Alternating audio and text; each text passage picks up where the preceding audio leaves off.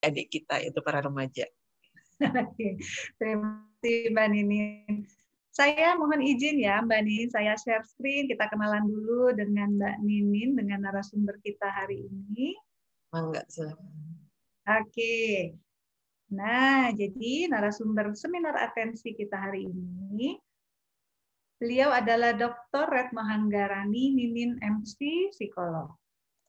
Nah, biasa orang kalau yang sudah kenal biasa memanggilnya dengan panggilan Mbak Ninin. Nah, jadi Mbak Ninin ini sebagai dosen di Fakultas Psikologi Universitas Padjadjaran. Mbak Ninin ini, nah fotonya sih ini nanti bisa langsung ketemu di layar ya. Jadi Mbak Ninin dari Surabaya ya, Mbak Ninin ya, orang Surabaya. Ya, ya Nah, betul. dari Surabaya. Ini Mbak Ninin ini istri seorang dokter gigi, Pak Yusril Seno. Aduh, ini juga saya udah lama nggak ketemu nih Mbak Ninin. Mbak Ninin ini juga punya putra putri, ada 3 ya Mbak Ninin ya. Nah, Mbak Ninin ini S1 psikologi dari Unpad, S2 dari Magister Psikologi Unpad juga, kemudian melanjutkan S3-nya di Universitas Padjadjaran juga. Dengan IPK, wow Mbak Ninin, saya kaget juga baru baca nih, dengan IPK 3,93 nih, nyaris 4 Mbak Ninin. Oke, kemudian, nah Ibu Bapak monggo di screenshot, kalau enggak nanti saya tulis kembali di kolom chat kontak narasumber seminar atensi hari ini. Ada nomor, silahkan kalau mau di screenshot di layarnya, atau nanti saya tulis kembali di kolom chat. Mbak Ninin ini mengajar di Fakultas Psikologi Unpad dari tahun 1997 sampai sekarang. Sempat juga ini sampai sekarang ya, Kepala Departemen Psikologi Sosial ya, Mbak Ninin ya. Iya, Mbak Eva. Yes. Kemudian sempat juga menjadi ketua program studi psikologi jenjang S1. Oke, ini pengalamannya udah banyak banget dari 97, sekarang 2021. Oke, kemudian pernah juga jadi pembantu dekan 3 di bidang kemahasiswaan tahun 2011 sampai 2013. Kemudian di Fakultas Psikologi juga sebagai sekretaris bagian psikologi sosial. Oke, saya mungkin tidak bisa membacakan semuanya. Oke, pengalaman pengajaran di Unpad. Atau boleh kalau peserta mau membaca langsung juga silahkan. Oke. Nah, ini publikasi ilmiahnya. Ini boleh kalau mau yang screenshot. Ini bisa diakses ya, Mbak Ninin? Bisa, Mbak Eva ya. Bisa. Bisa ya. Oke, boleh kalau ada yang tertarik dengan artikel-artikel yang sudah dibuat oleh narasumber kita hari ini, Mbak Ninin, dan ini bisa diakses oleh umum. Oke. Iya. Ya, baik. Oke, saya coba stop share. Ya, Mbak Ninin. Mangga, Mbak Ninin. Saya kan terima kasih dulu sebelumnya untuk waktu dan kesempatan yang Mbak Ninin sudah bersedia berikan di hari ini. Mudah-mudahan ilmunya bermanfaat untuk kita semua. Hatur nuhun, Mbak Ninin, mangga. Saya serahkan. Ya. Baik, izin share screen ya, Bu Mbak Eva. Ya.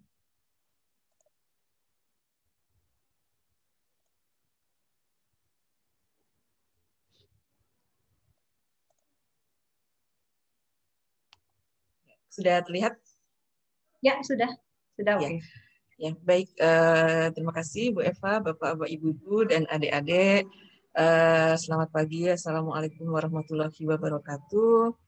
Pada hari ini kita akan membicarakan tentang kesiapan remaja menghadapi relasi serius. Ya, remaja itu saat ini dikategorikan dalam remaja milenial karena hidup di dalam konteks yang terpapar pada budaya global, ya, sehingga ada banyak informasi, banyak nilai-nilai yang dihadapi untuk dipilih oleh remaja, ya. Demikian juga dalam kaitannya dengan relasi, ya. Relasi serius kalau di budaya kita di Indonesia itu tentunya adalah relasi yang dipersiapkan untuk membangun sebuah keluarga, ya.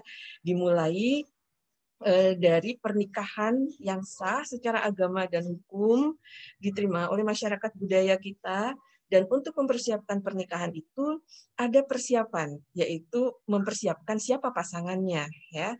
Nah, itu adalah bagian dari relasi serius ini, ya. Jadi relasi serius itu bukan berarti di pernikahannya, tapi persiapan untuk memasuki relasi pernikahan itu juga relasi yang serius. Kita biasa menyebutnya relasi pranikah atau relasi cinta, ya. Nah, kita akan mulai dari memahami prinsip-prinsip tentang bagaimana remaja dan nanti hubungannya dengan relasi yang serius, ya. Prinsip yang pertama, bagi remaja itu setiap hal itu serius, ya. Mengapa demikian?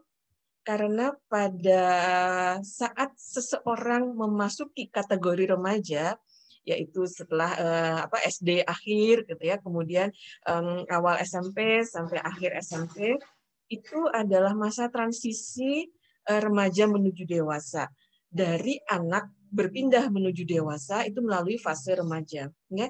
Kita lihat kalau anak masuk SMP, kelas 1 masuk kelas 1 SMP, itu dia ada perubahan drastis dari semula berkumpul dengan anak-anak usia 7-8 tahun di kelas 1 SD, kemudian tiba-tiba dia masuk ke sekolah yang isinya lebih dewasa dari dia, ya.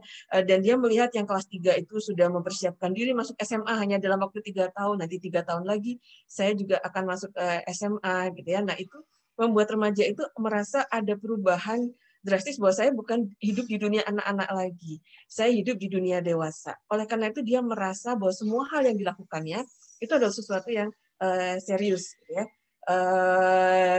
Dia ingin dianggap bahwa dia apapun yang dilakukannya itu adalah sama pentingnya dengan yang dilakukan oleh orang dewasa.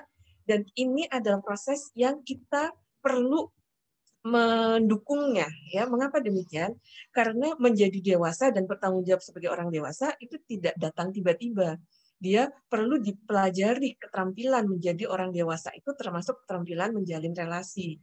Oleh karena itu pada masa remaja ini, ketika remaja menganggap semua halnya serius, maka kita perlu mendukung keseriusan itu, ya. Nah, jadi termasuk dalam relasi bagi remaja itu sesuatu yang serius, ya.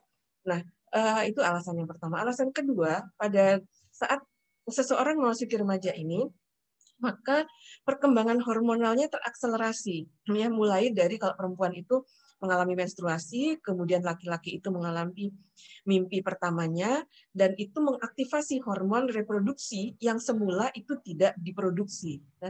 Nah, mulai diproduksinya hormon reproduksi ini mengaktifasi munculnya emosi-emosi yang sifatnya berhubungan dengan kebutuhan untuk menjalin hubungan percintaan, hubungan kasih sayang dengan orang lain, ya, dengan lawan jenisnya, ya. Nah, ini karena ini baru tumbuh pada masa remaja itu, maka dia mengalami sebuah pengalaman baru yang sebelumnya dia tidak pernah alami. Jadi dia melihat itu sebagai sesuatu yang memang perlu direspon secara serius, ya. Kebutuhan untuk bersama pasangan, bahwa dia ingin merasa disayangi, dia ingin merasa cintai, bukan hanya dari orang tua dan keluarga, tapi dari orang lain, itu mulai tumbuh pada masa remaja, ya.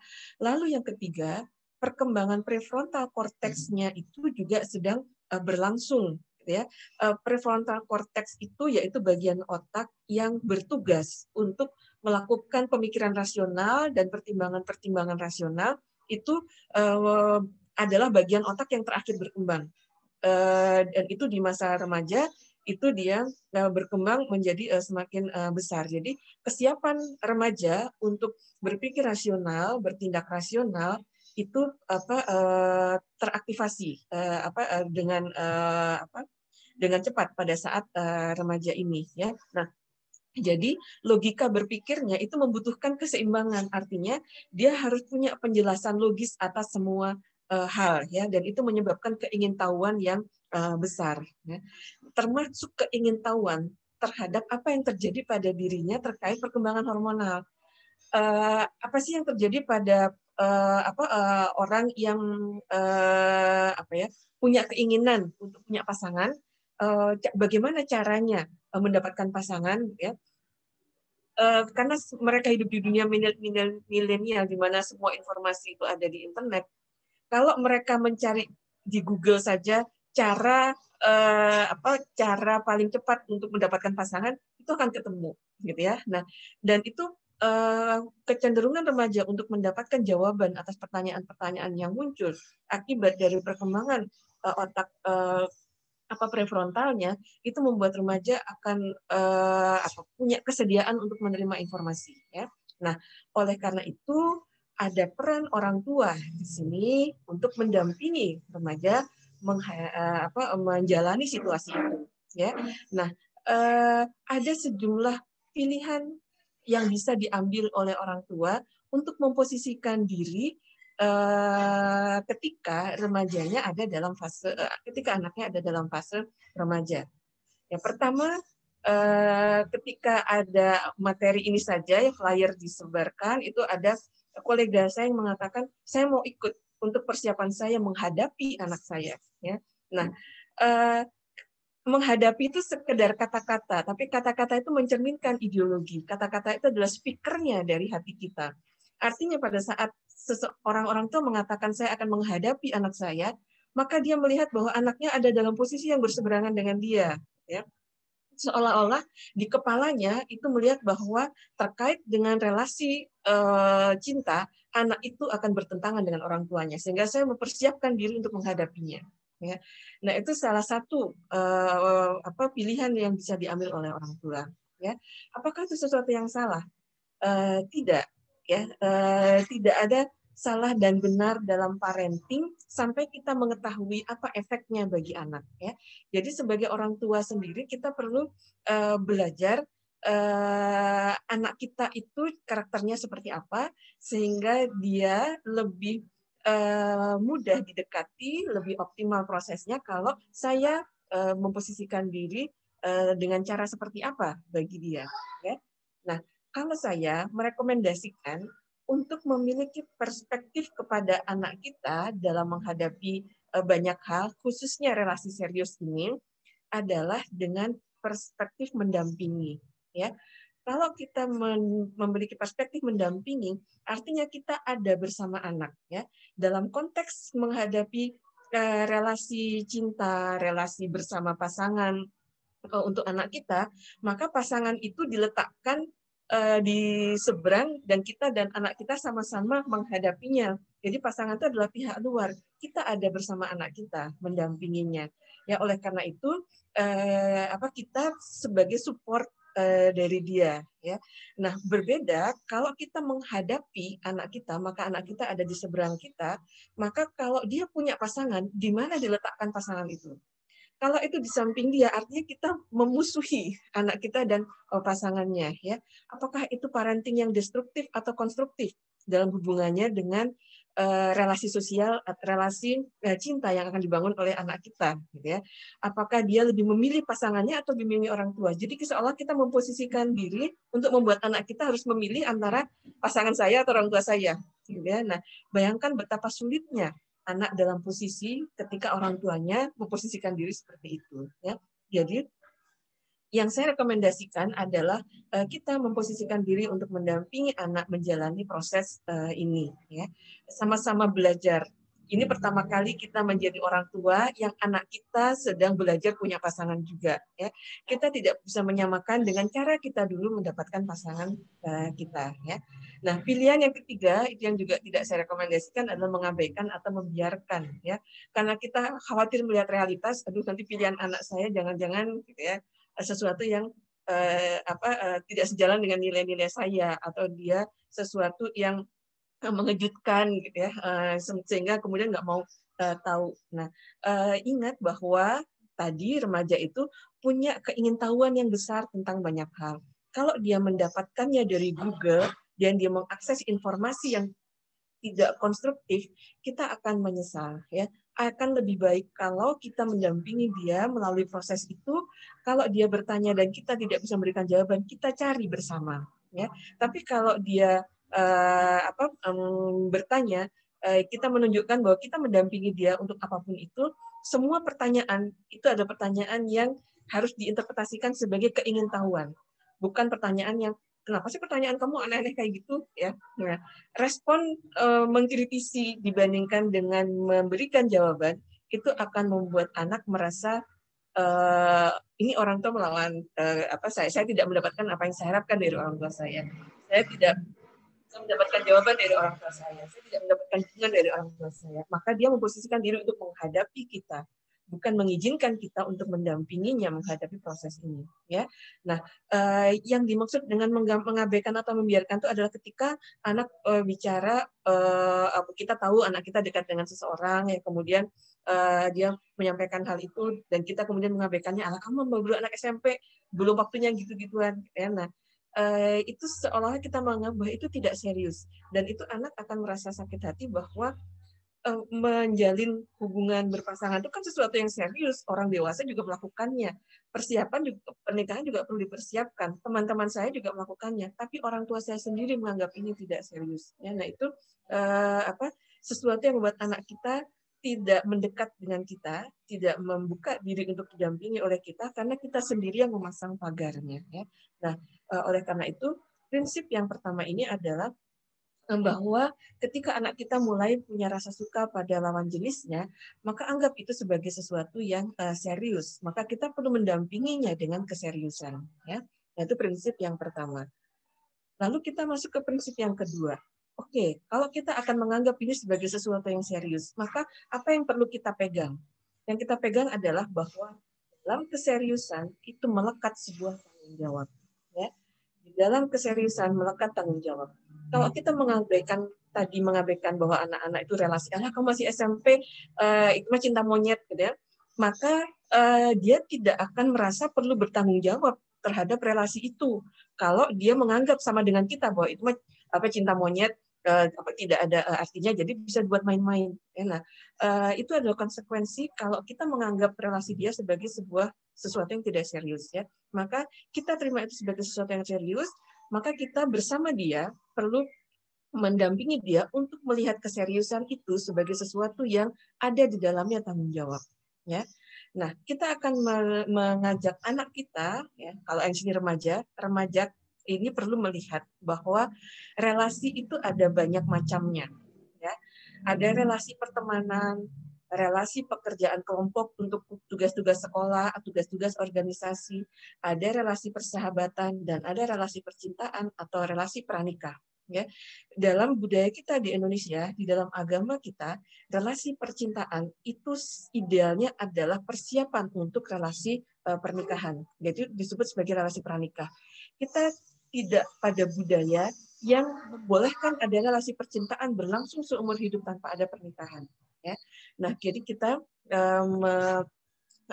melihat variasi relasi ini di dalam budaya kita di Indonesia. Ya. Lalu apa yang membedakan antara relasi yang satu dengan relasi yang lain? Ya. Di dalam relasi pertemanan, tanggung jawab sebagai teman itu sangat ringan, hanya berbagi kesenangan, ya, hangout bersama, nonton bola bersama, main game bersama, gitu ya.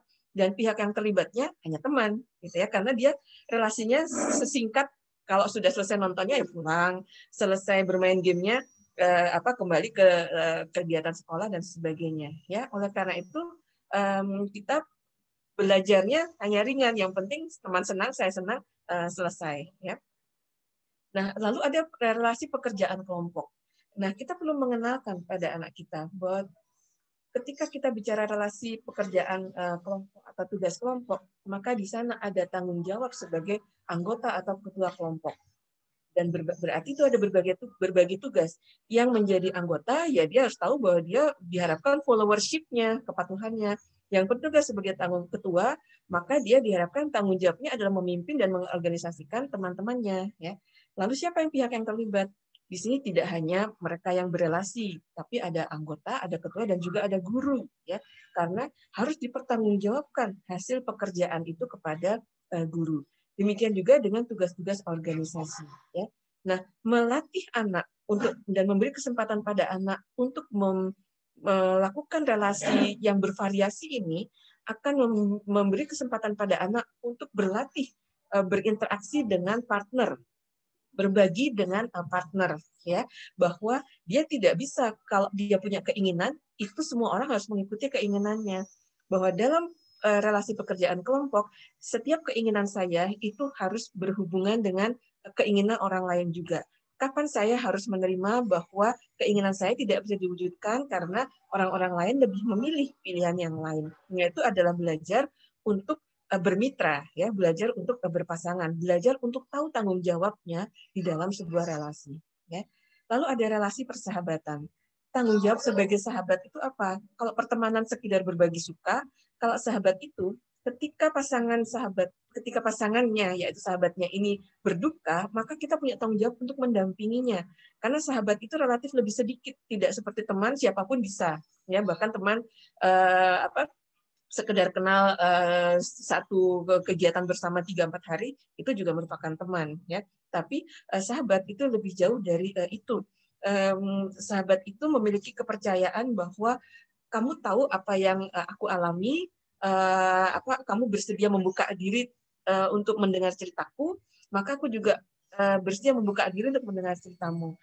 Saling curhat, gitu ya. Kita butuh support, kita akan datang ke sahabat pertamanya, ya, bukan ke teman, gitu. Karena kalau teman yang terbiasa berbagi kesenangan tanpa duka, kadang-kadang kalau kita menceritakan duka, alah gitu, kita senang-senang aja nanti juga senang sendiri, gitu ya. Dia tidak ingin mengeksplorasi lebih jauh ke dalam pengalaman kedukaan kita, ya. Tapi sahabat berbeda. Ya. Lalu siapa yang pihak yang terlibat? Sahabat itu dan keluarganya, ya. Karena seringkali karena kita bersahabat, maka kita sampai datang ke rumahnya, berlama-lama di sana, atau ngobrol dalam waktu yang lama, gitu. Atau nanti orang tua harus tahu kita bersama siapa, gitu ya. Nah, itu tanggung jawab sebagai sahabat bahwa di dalam dukanya sahabat kita mendampinginya, ya. Nah, itu semua kalau itu dibiasakan dilatih dengan konstruktif, maka itu akan mendasari kompetensi untuk membangun relasi percintaan atau pernikah. Kenapa demikian? Kita lihat bahwa tanggung jawab sebagai pasangan itu jauh lebih besar dibandingkan dengan tanggung jawab di dalam relasi persahabatan atau relasi kerja kelompok. Ya.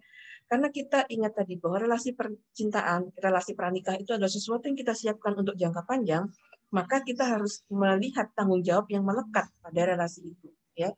Kita harus menjaga kesejahteraan pasangan kita dan keluarganya dalam semua aspek. Ya.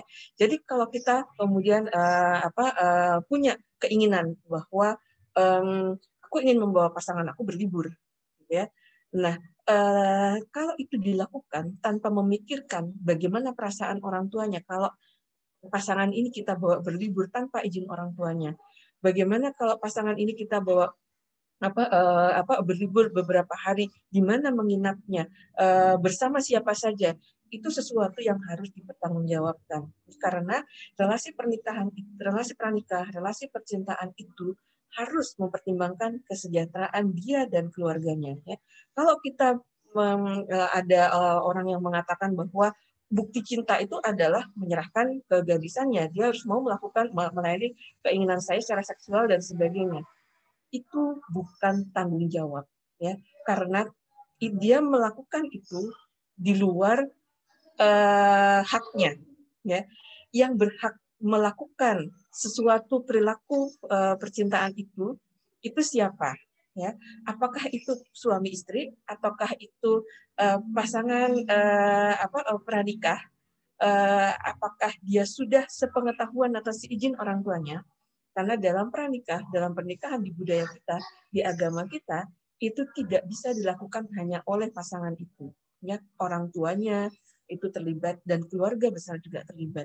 Dan tanggung jawab dari setiap yang terlibat dalam pasangan pranikah ini itu ditujukan tidak hanya kepada pasangannya, tapi kepada orang tuanya dan kepada keluarga besarnya. Ya, kita belum bicara soal agama, tanggung jawab kepada Allah dan sebagainya. Ya, ini dalam relasi sosial kita dengan orang tua dan dengan pasangan. Ya. Jadi adalah sesuatu yang tidak disebut relasi serius kalau dia tidak mempertimbangkan tanggung jawab saya kepada pasangan saya adalah menjaga kesuciannya sampai dia memasuki pernikahan. Ya. Ketika kita tidak mempertimbangkan kesuciannya, ketika kita tidak mempertimbangkan apa yang boleh dan tidak boleh dilakukan, apa yang diizinkan dan tidak diizinkan dilakukan oleh orang tuanya, maka itu relasi itu tidak dikatakan sebagai relasi yang serius. Kenapa? Karena tidak ada tanggung jawab yang dipertimbangkan di dalam relasi. Ya. Maka ketika kita mendampingi anak remaja kita menghadapi relasi yang serius, maka kita perlu perkenalkan dia pada tanggung jawab dia kalau dia mau membina relasi percintaan atau pranikah dengan seseorang. Ya. Kami perlu melihat bahwa dia adalah anak dari seseorang. Maka kalau dia mau menikah, orang tuanya harus mengetahui dengan siapa anak ini menikah. Kita harus mengetahui apa rencana anak ini, apa rencana orang tua untuk anak ini.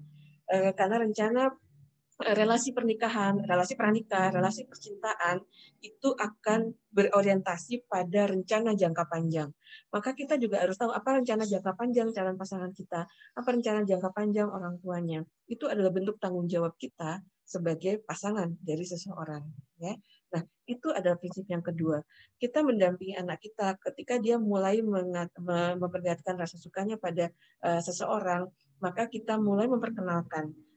Menyukai seseorang itu sesuatu yang wajar. Ya. Kita kemudian menumbuhkan rasa cinta kita pada seseorang karena kita merasa cocok dengan dia, itu juga sesuatu yang wajar. Maka sesuatu itu perlu kita dampingi anak kita untuk menyertakan tanggung jawabnya, gitu ya.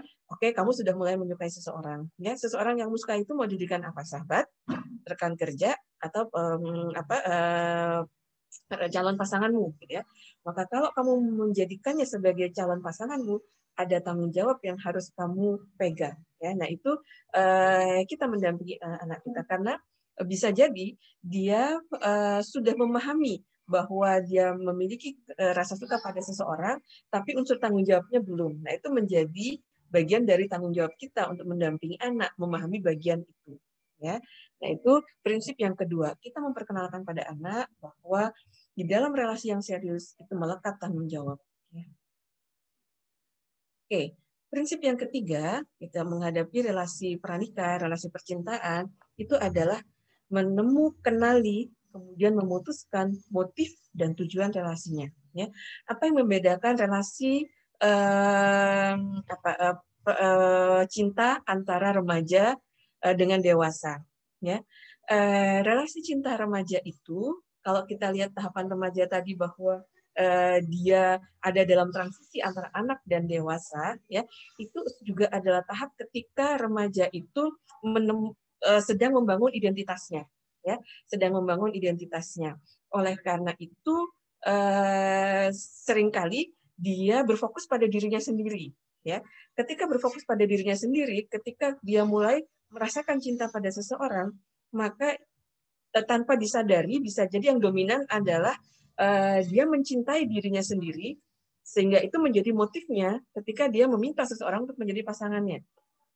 Jadi dia membutuhkan seseorang untuk menjadi pasangannya, bukan memikirkan apa yang akan membahagiakan pasangannya, tapi apa yang membahagiakan dirinya. Ya, karena proses yang tadi, gitu, proses transisi sedang membangun identitas diri, ada mengenali dirinya sebagai orang dewasa, menyadari bahwa dirinya punya rasa emosi yang disebut sebagai cinta, lalu ingin mencoba melakukannya, dan secara tidak sadar itu berorientasi pada dia membutuhkan kepuasan atas perasaan yang baru tumbuh di dalam dirinya. Ya. Nah, kalau perasaan itu nanti akan kita lihat, perasaan itu ada bedanya.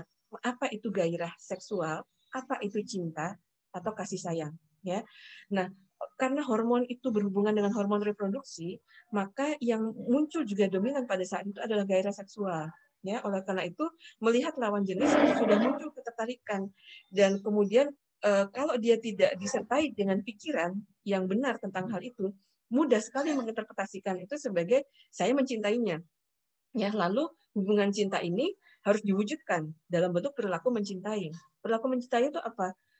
Dia menginterpretasikan kebutuhan seksual dengan mencintai, yaitu mulai dari bersentuhan, kemudian berciuman, bahkan lebih jauh dari itu diinterpretasikan sebagai cinta, padahal itu sebenarnya adalah dorongan seksual. Ya, ada perbedaan antara cinta, relasi yang bertanggung jawab, dengan pemuasan kebutuhan seksual.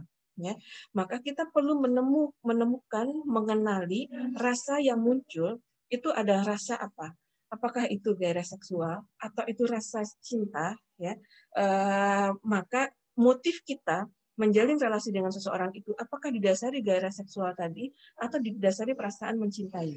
Nanti akan kita lihat sejalan dengan perjalanan slide-nya, ya.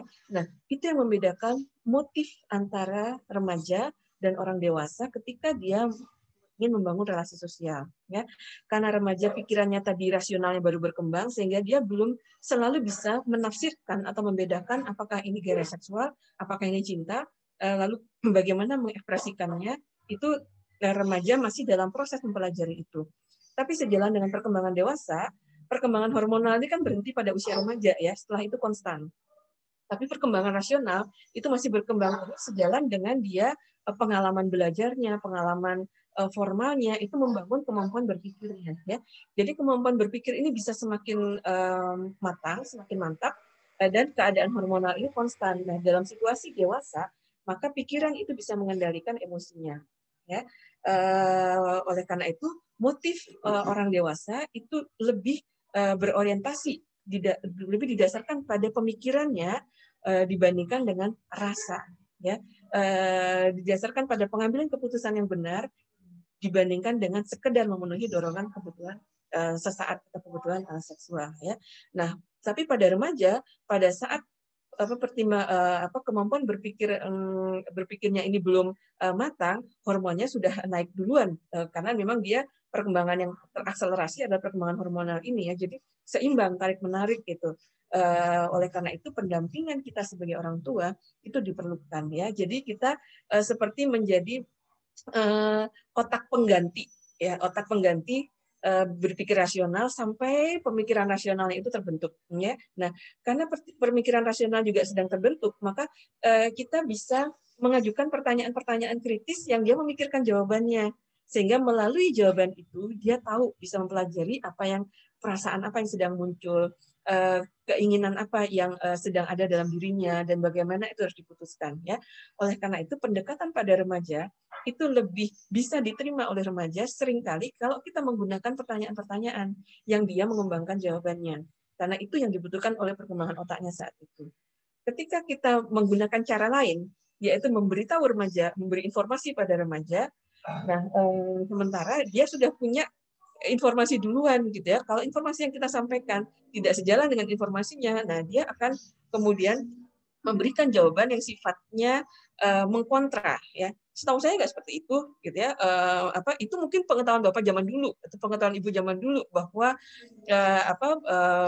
menjalin relasi dengan teman itu nggak boleh begini, itu kuno dan sebagainya, ya. Nah, ketika kita memilih cara searah, gitu, dia juga akan berespon dengan cara searah, ya. Nah, jadi itu ketika kita bicara tentang prinsip ketiga ini pada remaja, mendampingi remaja menemukan bahwa yang dia rasakan itu rasa apa pada seseorang, kemudian mengenali itu, oleh karena itu mengaktifkan pemikirannya untuk mengenalinya, itu adalah sesuatu yang kita sebagai orang tua perlu pendampingan ini pada remaja, agar dia nantinya bisa memutuskan motifnya untuk menjalin relasi sosial itu adalah motif yang didasarkan pada pertimbangan pikiran dan bukan sekedar merespon dorongan seksualnya atau dorongan emosionalnya, ya. Dan nanti ketika pikiran itu terlibat, maka tujuan relasinya itu juga lebih konstruktif karena didasarkan pada pertimbangan rasional, ya. Nah, ini adalah variasi motif ya, antara didasarkan pada pikiran, didasarkan pada rasa, dan didasarkan pada eksternal. Kita tahu bahwa pencarian remaja akan identitasnya itu seringkali kemudian dia mencari-cari referensi di sebayanya, mana sebaya yang populer itu dianggap sebagai yang sukses sehingga dia kemudian menirunya ya.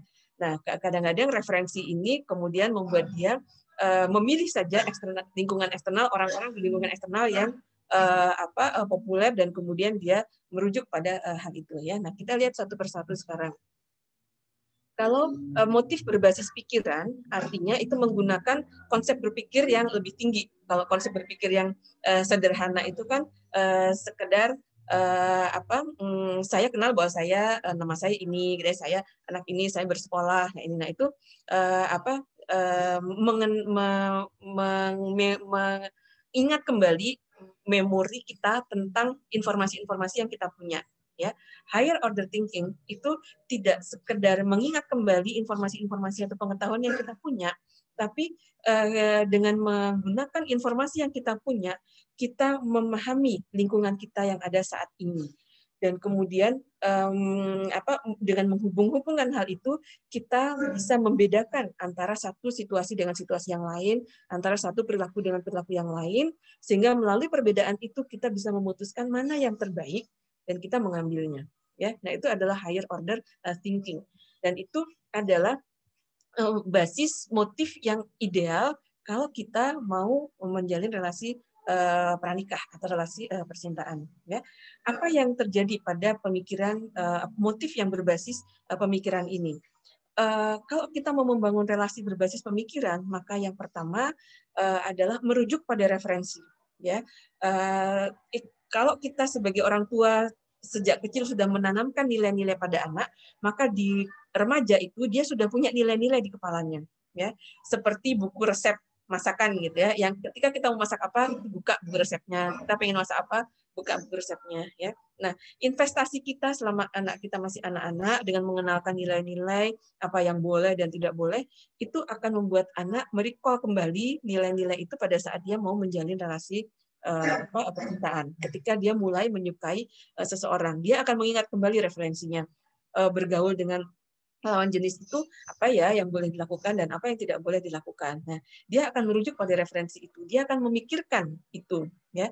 Kalau dia tidak mengaktifasi atau memfungsikan pikirannya, dia nggak akan gitu. Pokoknya aku sekarang sedang merasa baper gitu ya, menonton ikatan cinta, terus kemudian di usia itu sudah bisa punya pasangan, dan ternyata punya pasangan itu menyenangkan, aku mau punya pasangan gitu ya. Kemudian tidak memikirkan hal lain, pokoknya siapa yang dia lihat buat dia tertarik, dan dia kemudian meminta dia jadi pasangan ya. Nah, itu dengan memanfaatkan pemikiran direct dari dorongan seksual ke perilaku tadi, itu bisa tercegah ya, karena ada perantaranya, yaitu fungsi berpikir. Ya, aktivitas pertamanya adalah merujuk pada nilai-nilainya. Ya, aktivitas kedua adalah membandingkan dengan model ya, orang tua atau figur lain. Ya, jadi proses berpikir itu tidak linier ya, hanya dari satu sumber. Kalau ini kan merujuk pada nilai-nilai kita.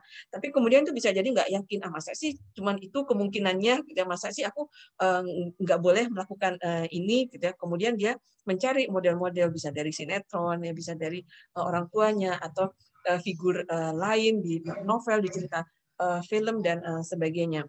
Nah, remaja akan mengakses hal-hal itu yang pernah dia lihat ya, dan karena sekarang media sosial sudah semakin mudah diakses, dan orang melihat bahwa yang diakui oleh orang adalah yang like-nya banyak, yang follower-nya banyak, gitu. Berarti itu mungkin yang bagusnya seperti itu, gitu ya. Nah, kemudian dia membandingkan dirinya dengan, kalau gitu aku harus seperti itu, gitu, supaya aku populer dan banyak diminati oleh cewek-cewek, misalnya kayak gitu ya, atau menjadi idola dari laki-laki, gitu ya, misalnya. Seperti itu. Nah, itu salah satu aktivitas kepikiran. Oleh karena itu, ya, kita perlu menyediakan diri dulu untuk menjadi model bagi anak, agar dia tidak sebebas-bebasnya memilih model hanya didasarkan pada banyaknya followers dan like di media sosial, gitu ya. Nah, caranya seperti apa? Bahwa kita sebagai orang tua menunjukkan bahwa relasi kita adalah relasi yang membahagiakan, ya. Kita perlihatkan contoh-contoh model yang relasinya membahagiakan, tidak hanya dengan berpasangan, tapi juga dengan keseluruhan keluarganya. Bagaimana sih relasi yang membahagiakan itu, gitu ya? Kalau remaja hanya melihat dari popularitas, itu kan penampilan luar, ya. Apakah relasi di dalamnya dari orang yang populer ini itu juga semembahagiakan apa yang mereka tampilkan di media sosial, ya. Nah, karena remaja punya kecenderungan untuk memilih model, maka kita punya peran untuk menghadirkan pada dia model-model alternatif, ya, supaya dia tahu bagaimana sih indikator, deteksi untuk mendeteksi model yang memang relasinya itu membahagiakan, ya. Fungsi kita, dan remaja perlu bijak untuk memilih model, ya. Nah, lalu dengan menggunakan kemampuan berpikir itu kita menganalisis kebutuhan dan risiko, ya. Kalau kita mengatakan bahwa relasi cinta itu adalah relasi pranikah, maka kita perlu berdiskusi dengan remaja, pada usia berapa sih kita berencana untuk menikah? Pada usia berapa mereka berencana untuk menikah, ya. Nah, kemudian kalau mereka berencana untuk menikah, maka kapan memiliki pasangan itu perlu dilakukan. Apakah kalau misalnya menikahnya nanti usia 25 tahun dan sekarang 15 tahun, sudah di usia 15 tahun ini memutuskan siapa pasangannya, gitu ya. Bagaimana nanti kalau ketika di usia 18, 19, 20 bertemu orang yang lebih cocok, bertemu orang yang lebih sesuai, gitu ya. Sehingga kita mengajak remaja untuk berpikir seperlu apa untuk membuat keputusan saat ini menjadikan seseorang sebagai pasangan tetapnya, ya. Maka remaja bisa punya pilihan, oke, bersahabat saja dulu dengan semua orang, ya. Boleh dekat dengan seseorang, gitu ya, tapi itu untuk mempelajari gitu bahwa karakter saya seperti ini, ketika bertemu dengan karakter seseorang yang seperti ini, itu sesuatunya seperti apa, ya. Jadi relasinya, relasi yang didasari oleh rasa sayang atau rasa suka pada seseorang, tapi cegah perilaku dari menganggap dia sebagai pasangan tetap, ya.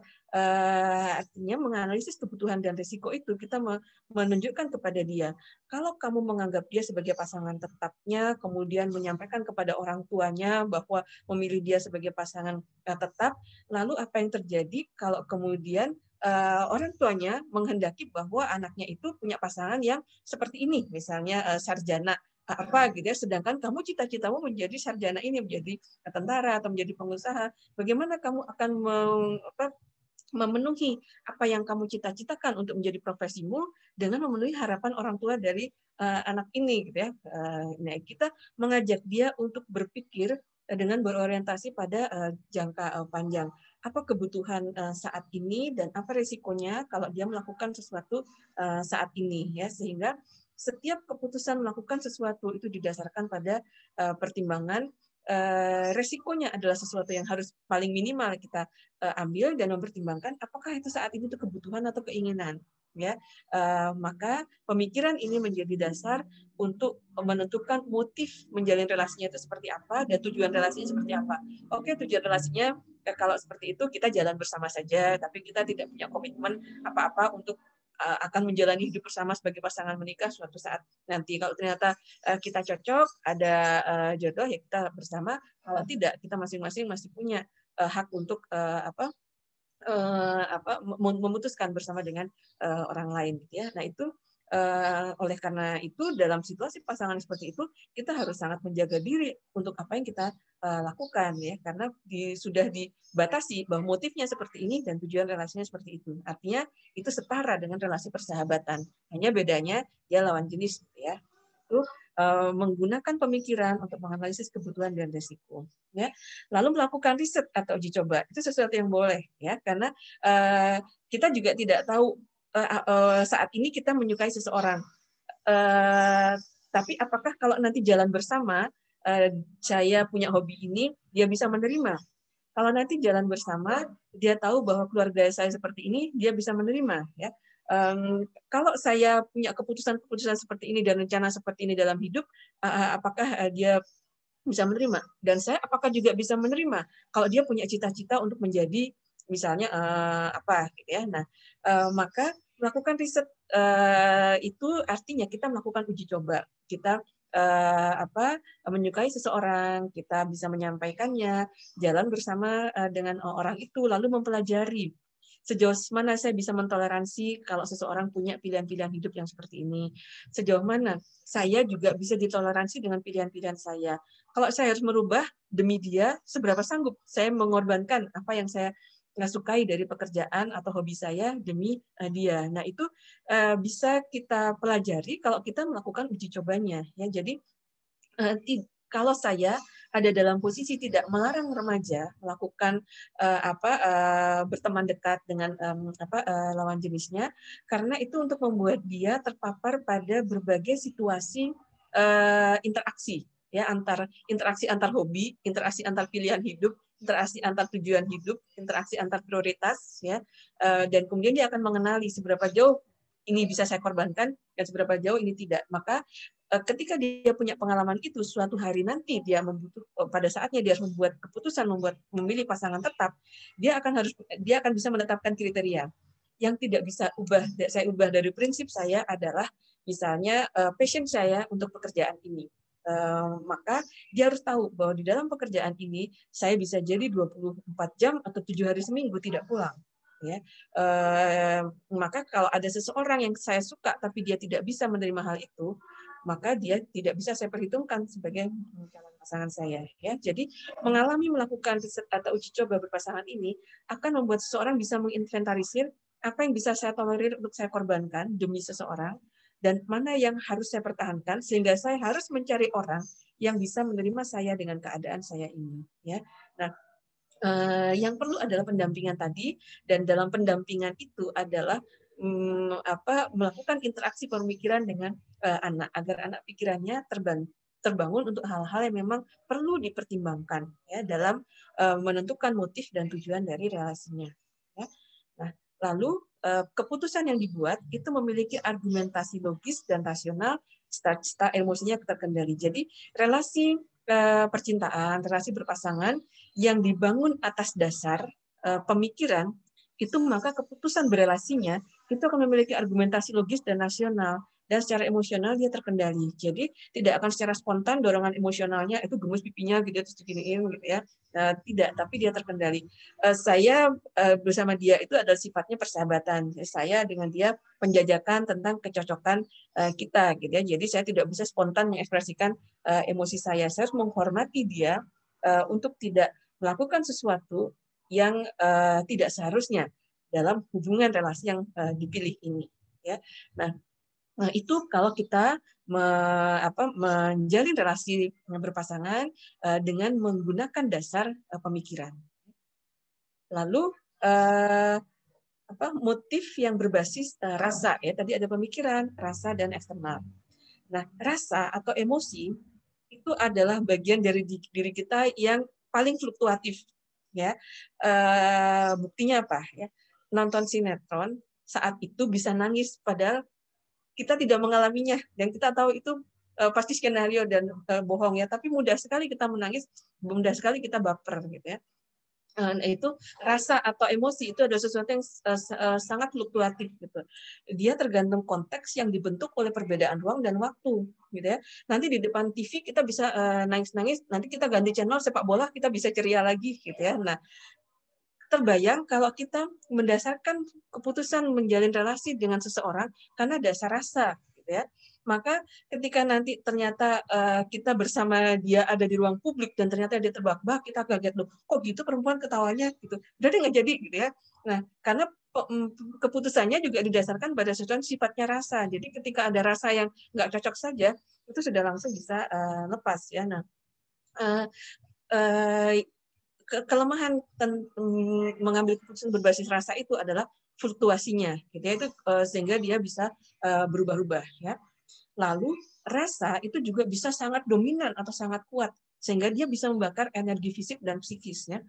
Kalau kita sudah menyukai seseorang sedemikian sukanya, gitu ya, tanpa ada kendali sehingga kita bisa membebaskan pikiran kita berimajinasi tentang seandainya kalau saya dengan dia seperti apa. Nah itu maka rasa itu akan menjadi sangat kuat dan dominan sehingga dia akan memakan energi fisik dan psikis kita.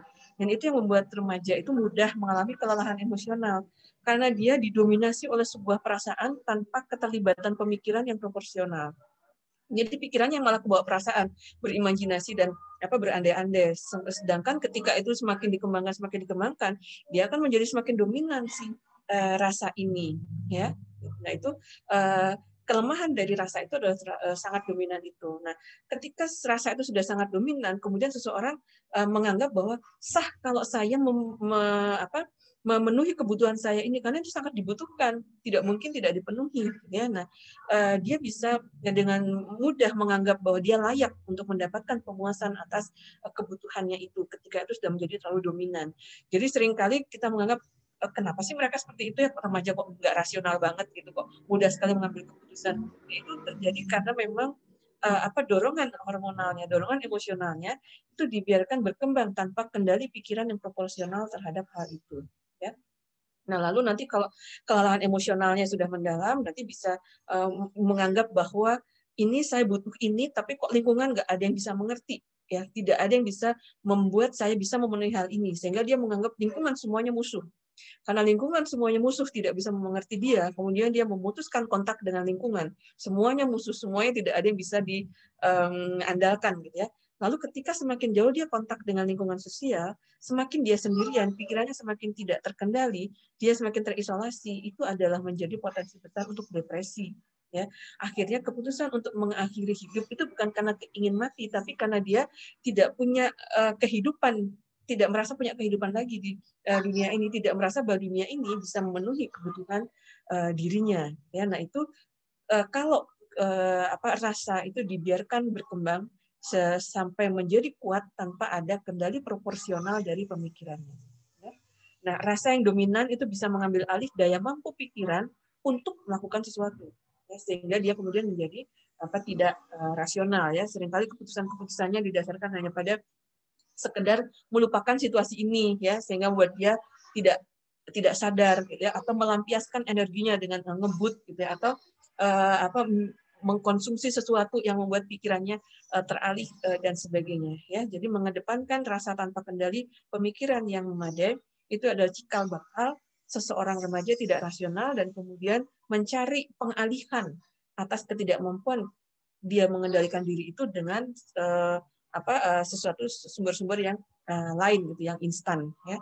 Nah, kemudian warna dari rasa itu sulit dibedakan sehingga rentan terjadi salah penafsiran. Misalnya tadi dia tertarik pada seseorang karena sex appeal, gitu ya, karena tubuhnya, karena dia cantik, karena dia mengenal yang dianggap cantik itu yang seperti itu, dan ternyata memang benar, gitu ya, dia cantik sehingga saya punya ketertarikan, gitu ya. Lalu muncullah gairahnya. Nah, karena tidak bisa membedakan, dia kemudian bisa mengatakan aku mencintai dia, padahal yang ada adalah aku bergairah pada dia. Nah, itu tanpa adanya kendali pemikiran yang tadi berisi referensi, kemudian model dan sebagainya, itu akan mudah menafsirkan saya mencintai dia, gitu ya, dan oleh karena itu harus bersama dia, gitu, tidak bisa yang lain, dia harus bersama saya juga, gitu ya. Nah, itu rentan terjadi salah penafsiran. Nah, kemudian keputusan yang dibuat itu tidak tegas, mudah berubah, sulit didefinisikan, dan lemah dalam aspek pertanggungjawabannya. Karena pertanggungjawab itu letaknya ada pada kemampuan pemikiran untuk mengidentifikasi apa yang boleh dan tidak boleh dilakukan. Ya. Itu tidak ada pada rasa. Oleh karena itu rasa yang tidak disertai pemikiran itu akan liar. Ya. Pengambilan keputusannya tadi tidak tegas, kemudian bisa berubah ketika situasinya berubah atau konteksnya berubah. Kita punya seseorang sudah buat komitmen, ternyata nanti kata teman, pasanganmu jelek gitu sih, gitu.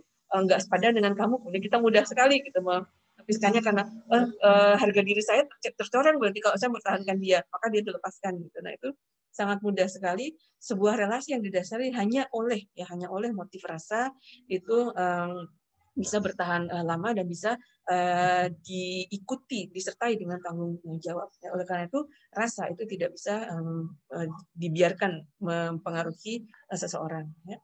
Lalu ada motif berbasis eksternal. Motif berbasis eksternal ini artinya adalah kita mengikuti apa kata orang, apa kata masyarakat, apa yang menurut masyarakat itu diterima, apa yang menurut sebaya itu diakui. Ya, pokoknya intinya adalah mengejar pengakuan sosial aja. Ya. Maka kalau menjalin relasi itu berbasis pada eksternal ini, kita bisa jadi remaja itu melihat teman-teman sebaya saya udah punya pasangan semua, saya tidak. Gitu. Maka saya harus melakukan berbagai cara supaya saya juga punya pasangan. Nanti apa kata mereka kalau saya tidak punya pasangan? Gitu. Nanti mereka menganggap bahwa saya tidak laku. Jadi mereka mengatakan bahwa saya perawan tua. Saya masuk ke dalam kelompok kejora, kelompok jomblo ceria. Gitu ya. Nah itu berfokus hanya pada lingkungan sosial gitu akan membuat mereka itu sangat tergantung pada siapa lingkungan sosialnya gitu. Ya kalau lingkungan sosialnya adalah orang tua ya. Tapi kalau itu teman sebaya atau figur populer yang kemudian mereka punya nilai-nilai yang berbeda dengan nilai-nilai kita. Nah, itu membuat mereka akan membuat keputusan betul-betul tergantung pada lingkungan sosialnya gitu. Itu kalau sangat didominasi oleh kebutuhan untuk mendapatkan pengakuan sosial ya. Lalu relasi yang dibangun dengan seseorang yang didasari oleh sosial itu tidak berhubungan langsung dengan intrapsikis kita ya. Jadi tidak berhubungan dengan apakah saya mencintainya atau tidak, apakah dia cocok dengan saya dan akan menjadi partner masa depan saya, tidak ada hubungannya langsung dengan intrapsikis gitu, sehingga sifat relasinya lemah gitu. Pokoknya yang penting dia ada ketika saya bersama teman-teman gitu ya. Sehingga saya nggak dikatakan jomblo gitu. Artinya yang penting nggak sendiri gitu. Jadi relasinya itu dibangun bukan atas dasar kebutuhan intrapsikis, tapi atas dasar pengakuan sosial. Kita membutuhkan pengakuan sosial. Caranya adalah dengan punya pasangan gitu. Jadi nggak ada hubungannya keputusan ini dengan relasinya gitu. Nah itu sesuatu yang relasi itu akan menjadi sangat lemah gitu. Dan bagaimana kita bisa memikirkan kepentingan dia. Uang relasi ini tidak dibangun untuk relasinya kok, apalagi untuk dia. Relasi ini dibangun untuk kebutuhan saya mendapatkan pengakuan sosial. Ya. Nah, lalu keputusan yang dibuat itu juga tidak berorientasi pada relasi sehingga tidak ada investasi, tidak ada pembelajaran, tidak ada pertimbangan apapun yang terkait yang bersumber dari relasinya ya. Tapi sejauh dengan konteks sosial itu relevan, itu dijalankan. Jadi kita seolah-olah mengambil orang untuk berada di sebelah kita sebagai alat untuk membuat kita mendapatkan pengakuan dari tempat lain. Kebayang kalau relasi sosialnya hanya satu, tapi kalau banyak, berarti kalau kita di sana kita punya yang ini, untuk di sana kita punya yang ini, gitu, betapa merepotkannya, gitu ya. Tapi itulah konsekuensi kalau kita mengedepankan pengakuan sosial, sementara pengakuan sosial itu beda-beda. Gitu. Nanti lihat Instagram komunitas ini seperti itu, nanti lihat Instagram komunitas lain seperti itu, nanti nonton YouTube seperti itu. Lalu itu akan membuat remaja mengalami kebingungan. Jadi aku harus bagaimana gitu ya supaya bisa diakui di semuanya, maka bisa punya banyak pasangan. Gitu ya. Nah itu sangat tidak direkomendasikan. Gitu ya. Tapi itu sebagai sebuah kerentanan ketika remaja itu masih berafiliasi dengan kuat pada lingkungan sosial. Karena memang tahapannya seperti itu tadi ya, dia sedang mencari, membangun identitas dirinya. Saya akan menjadi orang seperti apa. Nah, pendampingan orang tua dalam situasi ini sangat diperlukan untuk mencegah hal-hal itu jadi. Nah itu tadi adalah prinsip yang ketiga, yaitu kenali motif membangun relasi, dan rekomendasinya adalah jalinlah sebuah relasi dengan melibatkan secara proporsional pemikiran, ya, untuk menginterpretasikan rasa yang muncul, kemudian untuk menafsirkan harapan lingkungan sosial itu seperti apa, lingkungan sosial mana yang perlu dijadikan rujukan dan mana yang bisa diabaikan, gitu ya. Nah itu tadi prinsip yang ketiga. Nah prinsip yang keempat ini adalah bahwa relasi pranikah itu perlu dipelajari dan dipersiapkan. Ya, dia bukan sekedar pertemanan yang tidak ada aturannya, pertemanan yang relatif ya kalau sudah nggak cocok ya tinggalkan saja, gitu ya. Nah, relasi pernikahan itu adalah relasi yang kita harapkan menjadi relasi yang tetap seumur hidup, dan oleh karenanya relasi itu harus bersifat membahagiakan, ya, karena kita tidak ingin relasi itu hanya sesaat kemudian kita kehilangan relasi itu, kemudian ganti lagi dalam relasi pernikahan yang lain, dan ternyata tidak cocok, ganti lagi dengan yang lain. Itu seperti kita langganan ini untuk wifi, gitu ya, ternyata lemot, udah ganti wifi yang lain, lemot lagi, ganti yang lain lagi. Oh ini mah banyak iklannya, TV-nya, ganti yang lain lagi. Nah relasi pernikahan tidak bisa didasarkan dengan trial dan error seperti itu. Oleh karena itu perlu dipelajari dan dipersiapkan sebelum keputusannya dibuat. Ya. Nah, kalau kita melihat bahwa kemampuan belajar seseorang itu berbeda-beda, maka ada orang yang bisa nanti nikahnya rencananya umur 25, nanti aja umur 20-an baru kita pikirkan. Ada yang seperti itu karena dia punya kecepatan untuk belajar. Tapi ada orang-orang lain yang butuh belajar itu secara perlahan-lahan melalui pengalaman, pembelajarannya satu diinternalisasi. Nah, maka untuk orang-orang seperti itu membuka ruang relasi itu mulai dari remaja itu akan sangat bermanfaat, ya. Yang perlu tadi keseriusannya disertai dengan tanggung jawab dan keterlibatan pikiran dalam proses itu harus aktif. Dan karena ada kerentanan remaja dalam proses perkembangan otak prefrontalnya, maka pendampingan orang tua perlu ada pada posisi itu, ya, sampai remaja pertimbangan rasionalnya sudah terbangun dengan optimal, ya. Nah, prinsip 4 ini bahwa relasi pernikahan itu perlu dipelajari dan dipersiapkan, kita akan melihat ya variasi rasa tadi. Kan tadi warna rasa itu sulit dibedakan ya. Nah, ini saya mengambil salah satu rujukan yaitu dari Robert Sternberg tentang konseptualisasi cinta ya. Dia melihat cinta itu bukan dimensi tunggal, tapi dia terdiri dari 3 komponen dasar ya. Di dalam segitiga ini komponen itu ada di segitiga yang di atas, segitiga di kiri bawah dan segitiga di kanan ya. Komponen cinta itu melibatkan rasa sayang, passion atau gairah dan komitmen ya. Yang mana yang ideal? Yang ideal adalah kita dapatkan ketiga-tiganya dari diri seseorang ya. Jadi relasi pranikahnya itu ada rasa sayangnya pada pasangan, ada gairahnya pada pasangan dan ada komitmennya pada pasangan ya. Nah, idealnya kita menemukan pasangan yang bisa memenuhi ketiganya ya. Bagaimana kalau hanya 2 di antaranya? Nah, kalau hanya 2 di antaranya itu ada di di kanan, di kiri dan di yang bawah situasinya ya. Untuk kalau kita hanya passion atau gairah dan rasa sayang saja tanpa komitmen, apa yang terjadi? Maka relasinya itu berbasis rasa sayang dan gairah tanpa komitmen dan tanggung jawab. Maka relasi itu hanya fungsional untuk rekreatif, ya, tidak fungsional untuk membangun keluarga karena nggak ada komitmennya, tidak ada tanggung jawabnya, gitu, ya. Nah, ini banyak dijalani oleh orang-orang yang ingin tidak punya tanggung jawab terhadap untuk membiayai, ingin tidak punya tanggung jawab untuk ngurusi keluarganya, ingin tidak ada anak yang nanti repot, gitu ya, sehingga relasinya sesaat-sesaat saja, gitu ya. Ada rasa sayang, ada rasa gairah intercourse, gitu ya, untuk melakukan intercourse atau relasi seksual, tapi sesudah itu selesai. Nah, itu bukan sesuatu yang diharapkan dari budaya dan agama kita ya, dan itu juga sesuatu yang tidak bisa membahagiakan dari sisi keluarga ya. Keluarga kita tidak akan bahagia ketika kita berada dalam relasi yang seperti ini ya, dan kita juga tidak akan bahagia ada dalam relasi seperti itu. Kita juga tidak bahagia kalau anak kita punya relasi yang seperti itu, relasi yang tanpa komitmen. Saat ini dengan siapa begitu selesai dengan yang lain gitu ya. Karena kalau nanti di situ sudah mulai ngajak serius untuk menikah, dia nggak mau gitu ya, tinggalkan, cari yang lain gitu ya. Karena melihat itu sebagai relasi untuk fungsi kesenangan ya. Nah, itu kalau hanya rasa sayang dan gairah. Tapi kemudian ada situasi lain yaitu gairah dan komitmen ya.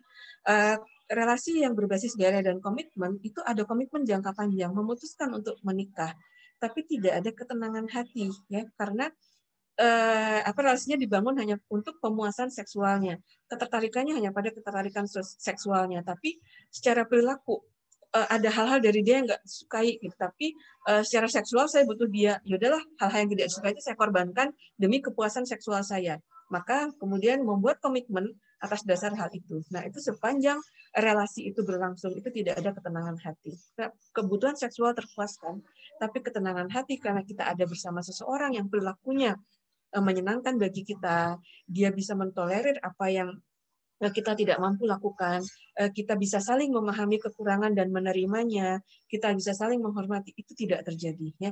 Rasa sayangnya tidak ada. Itu hanya relasi yang sifatnya jangka panjang, tapi pemuasan kebutuhan seksual saja yang terpenuhi. Rasa sayangnya tidak ada, sehingga ketenangan hati itu juga tidak ada. Ya. Nah, lalu variasi yang lain, yaitu ketika itu dibangun atas dasar rasa sayang dan komitmen tanpa ada gairah. Ya, misalnya ini contohnya adalah ketika dijodohkan, gitu ya, misalnya, gitu ya,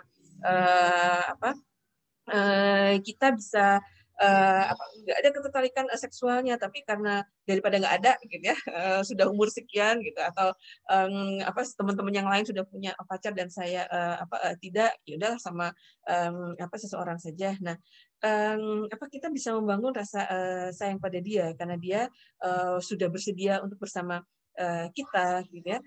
Tapi kepuasan seksual itu tidak ada karena kita sebenarnya tidak ada ketertarikan dengan dia. Kita hanya butuh punya pasangan. Nah, itu satu variasi lagi, gitu ya.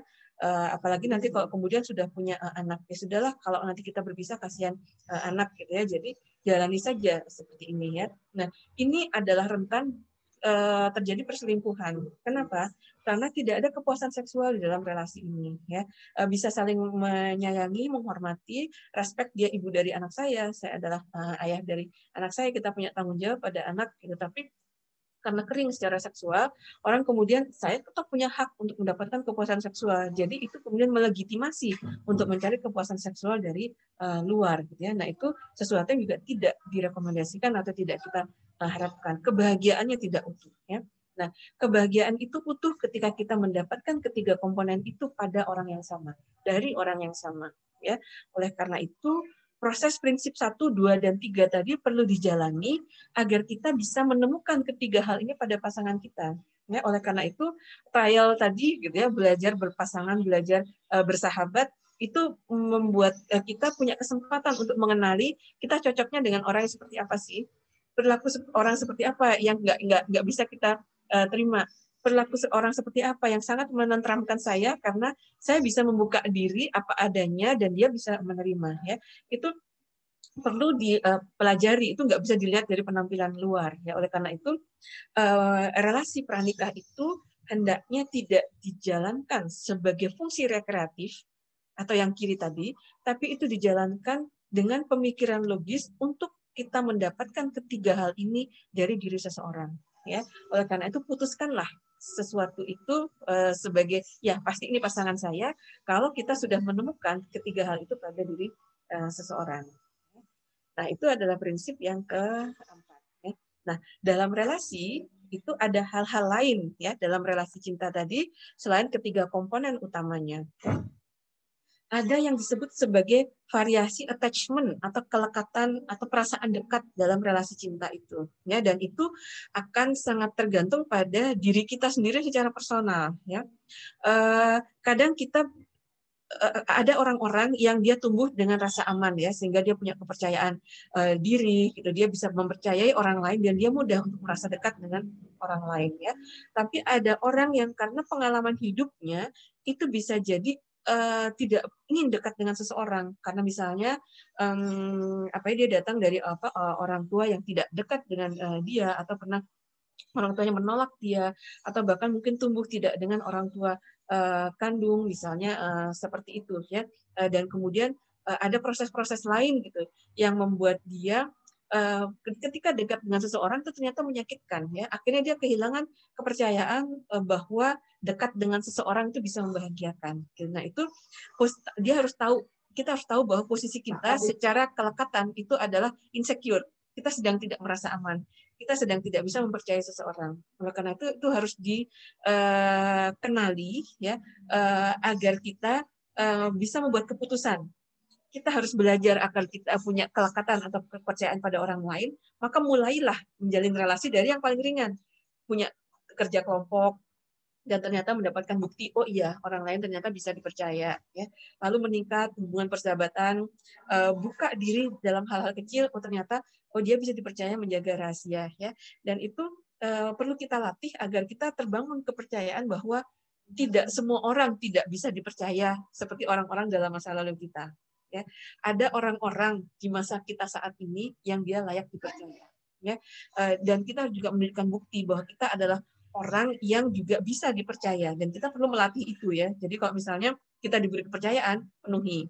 Kalau kita diberi kepercayaan rahasia seseorang, jangan diemberkan, gitu ya. Nah, contohnya seperti itu. Jadi kelekatan itu perlu ada dalam relasi cinta, sehingga kita perlu melatih diri untuk punya yang idealnya, yaitu kelekatan yang aman, yaitu kita percaya diri, kita bisa mempercayai orang lain sehingga kita bisa punya merasa dekat dengan orang lain. Karena perasaan dekat itu berbeda dengan kalau itu dekat dalam arti jarak, ya. Kalau dekat dengan dalam arti jarak itu semuanya kita berjauhan, gitu ya. Tapi kalau yang saya hadapi ini adalah saya sedang misalnya Zoom meetingnya dengan sahabat saya gitu ya. Nah, walaupun dia ada di Belanda atau di Amerika yang dia tengah malam, saya di sini jaraknya jauh, tapi ada kedekatan rasa gitu ya. Tapi kalau kita duduk di kereta api sebelahnya nggak kita kenal, walaupun secara duduk jarak dekat, tapi tidak ada rasa dekatnya. Jadi rasa itu adalah persoalan yang penentunya itu bukan fisik, penentunya adalah diri kita sendiri. Sehingga kita perlu melatih diri untuk membangun rasa itu, membangun rasa percaya dan bisa dekat dengan orang lain karena orang lain bisa dipercaya. Ya, itu yang perlu dilatih juga. Kita perlu melatih bahwa kita punya kelekatan itu. Lalu dalam relasi cinta juga ada keseimbangan proporsi karena kita punya kecenderungan untuk sering berhitung, ya. Apa sih yang sudah saya berikan dalam relasi ini kepada sahabat saya?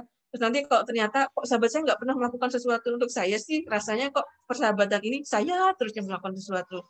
Kalau akhirnya merasa seperti itu, kita merasa berkorban jadinya. Kita merasa kita banyak berkorban, tapi kita nggak mendapatkan manfaat, dan itu yang akan membuat kita merasa kalau gitu nggak layak dipertahankan. Ya, nah, oleh karena itu, karena kita punya kecenderungan berhitung tadi, kita perlu mengenali diri kita dan menyiapkan diri kita untuk apa, ya?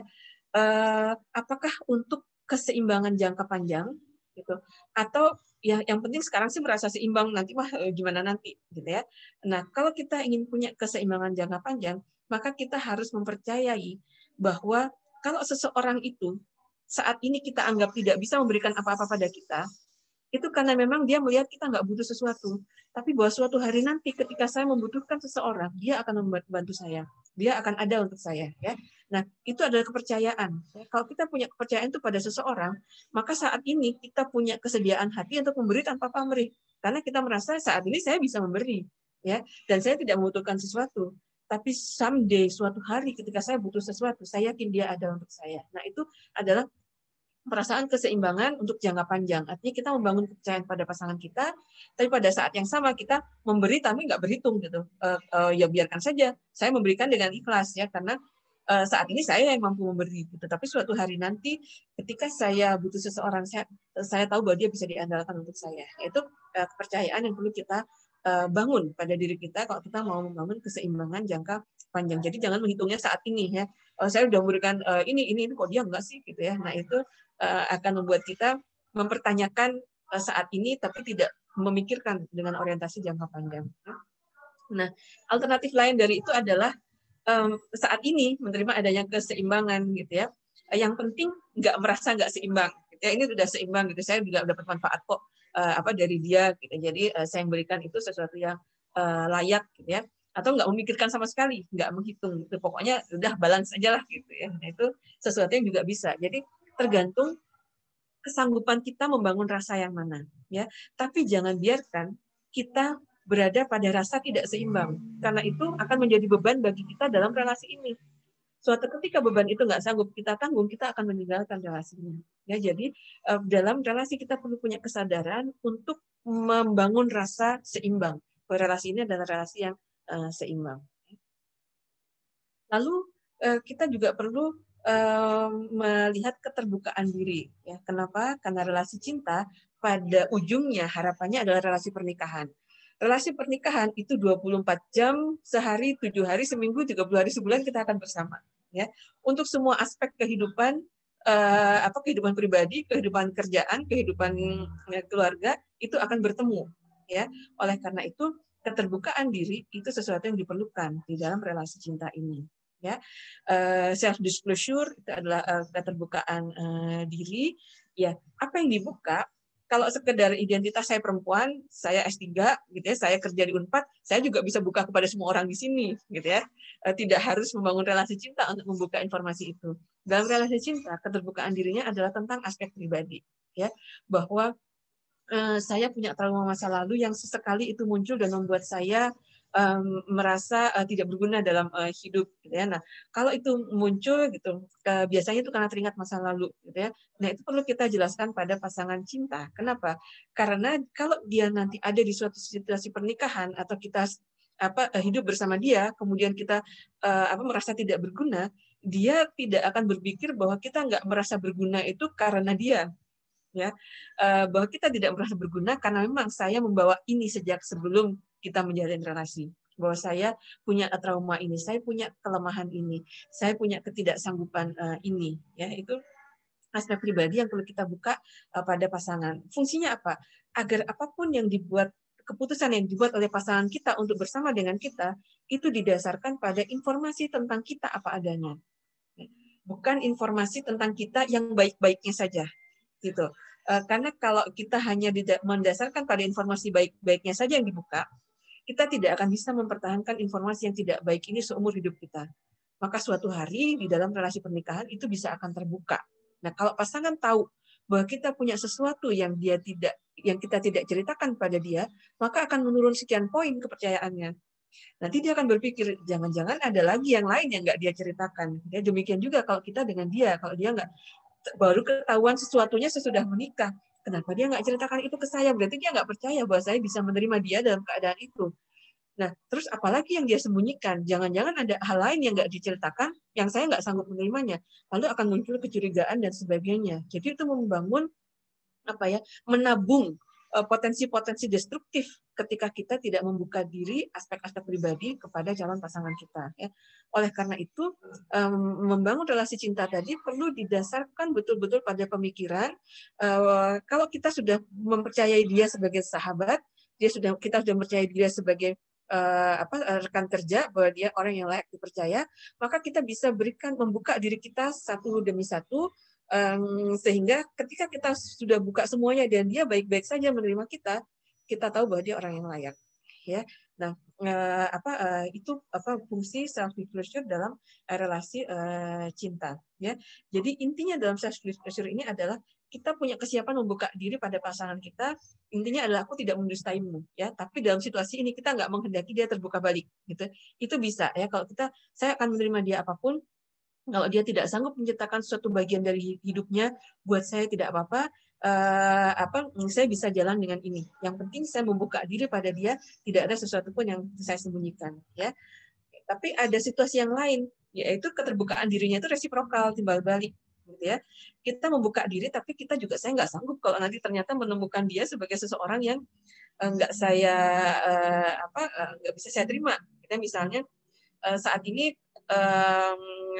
anak saya dulu pernah ke luar negeri, ya, ke Thailand, gitu ya, dan dia merasa bersahabat dengan seseorang perempuan, tapi kemudian ternyata dulunya laki-laki, gitu ya. Nah, itu kan sesuatu yang kita nggak bisa terima itu, gitu ya.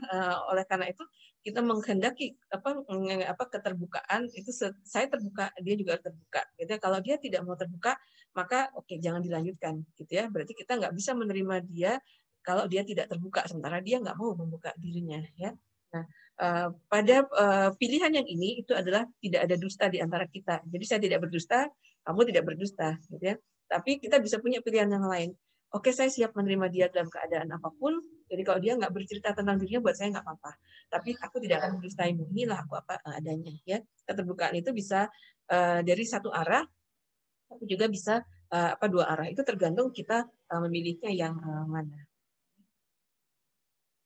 Oke. Lalu ketika kita bicara relasi cinta, relasi pernikahan, kita harus perhitungkan apa yang akan terjadi ketika relasi ini menemukan tantangannya, ya. Kalau berteman menemukan tantangan ringan, gitu ya, udah nggak berteman dengan dia nggak apa-apa, masih banyak teman yang lain, gitu ya. bersahabat, itu agak sedih kalau kita kehilangan sahabat ketika relasi persahabatan ini ternoda misalnya oleh cinta segitiga gitu ya. Kita bersama sahabat mencintai orang yang sama gitu ya. Nah, itu menantang relasi sahabatnya. Kita kehilangan sahabat tapi dapat pasangan, atau kita merelakan pasangan yang orang yang kita cintai demi sahabat kita nggak kehilangan sahabat. Tapi konsekuensinya kita akan berhadapan dengan orang yang kita cintai seumur hidup persahabatan ini gitu ya. Nah, dalam relasi cinta itu akan ada keadaan-keadaan yang menantang ya, maka kita perlu lihat kesanggupan saya dengan seseorang itu akan seperti apa, karena kita akan kenal dengan seorang orang ini pendiam, orang ini yang selalu aktif di dalam relasi kita gitu ya. Karena kita kenal, saya ini orangnya pasif ya, saya harus berpasangan dengan orang yang aktif yang membuat keputusan gitu. Nah, tapi kita harus tahu dalam posisi kita sebagai orang yang pasif, atau dalam posisi kita sebagai orang yang aktif dan pasangan kita yang pasif, maka akan ada muncul kemungkinan situasi apa ketika relasi ini bertemu dengan tantangan. Nah, ada beberapa situasi ya.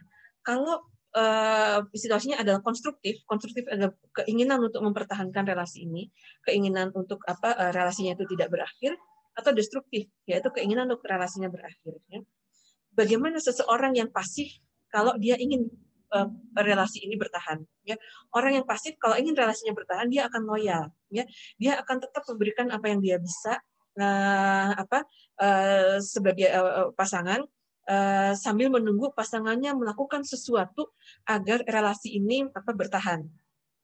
Jadi dia menggantungkan saja persoalannya, tapi dia tidak kemudian mogok melakukan tugasnya. Dia tetap melakukan tugasnya, tapi dia tidak juga mengatasi persoalan itu. Nah, bagi orang yang aktif tapi dan ingin relasinya itu bertahan, maka dia akan bertindak. Dia akan berpikir, mencari cara untuk mempertahankan dan meningkatkan kualitas relasinya. Ya, maka kalau kita ingin relasi kita itu konstruktif dan kita adalah orang yang pasif, maka berpikirlah untuk menemukan pasangan yang aktif. Ya, terbayang kalau kita pasif dan pasangan kita pasif, maka ketika relasi ini menemui tantangan, sama-sama mendiamkan, ya, sama-sama saling menjalankan tugas masing-masing, tapi persoalannya tidak selesai. Nah, bagaimana nanti kalau persoalan itu muncul persoalan baru, ya. Relasi ini bertahan dalam situasi penuh persoalan, yaitu kita sesuatu yang tidak kita inginkan. Maka kenali diri kita, apakah kita orang yang pasif atau kita orang yang aktif. Temukan pasangan kita ya. Kalau aktif dengan aktif itu bagus, tapi juga ada risikonya ya. Kalau saya mencari cara A dan pasangan saya mencari B, kemudian kita nggak merasa cocok, harusnya cara A, itu cara B, itu juga akan tidak komplementer gitu ya, tapi akan harus membutuhkan negosiasi. Ya, nah itu karakter kita dilihat dari sisi pasif dan aktif. Ya. Nah, lalu bagaimana kalau kita ingin mengakhiri relasi ini, udah nggak sanggup lagi deh, gitu misalnya tadi pasangannya ini pasif gitu ya, ingin mempertahankan relasi, ya udahlah jalankan aja, mudah-mudahan nanti dia yang menyelesaikannya, misalnya dia minta maaf atau dia yang berbuat sesuatu gitu ya, misalnya mengubah prinsip hidupnya dan sebagainya gitu ya. Nah, kita pasif aja tapi kita tetap loyal. Nah, kalau itu kita berjalan seperti itu terus, tapi kemudian persoalannya menumpuk, kita kesal sama pasangan karena kok dia nggak melakukan sesuatu sih, itu akhirnya sudah diabaikan saja akhirnya gitu. Kita nggak ngerespon, kita nggak melakukan sesuatu, nggak memenuhi apa yang dia minta gitu ya. Nah, itu adalah tanda-tanda orang yang ingin mengakhiri relasinya, tapi dia nggak mampu melakukannya dan nggak bisa memulai mengatakannya, ya. Tapi dia mengabaikan aja. Gitu. Lalu kalau orang yang aktif, ya dia akan mengatakan, gitu, ini relasi kita sudah berakhir, saya nggak bisa lagi hidup dalam situasi seperti ini, ya. Nah, membangun relasi harus memikirkan bahwa relasi ini akan bertemu dengan tantangannya suatu hari nanti. Lalu sejauh mana kesiapan untuk merespon hal itu.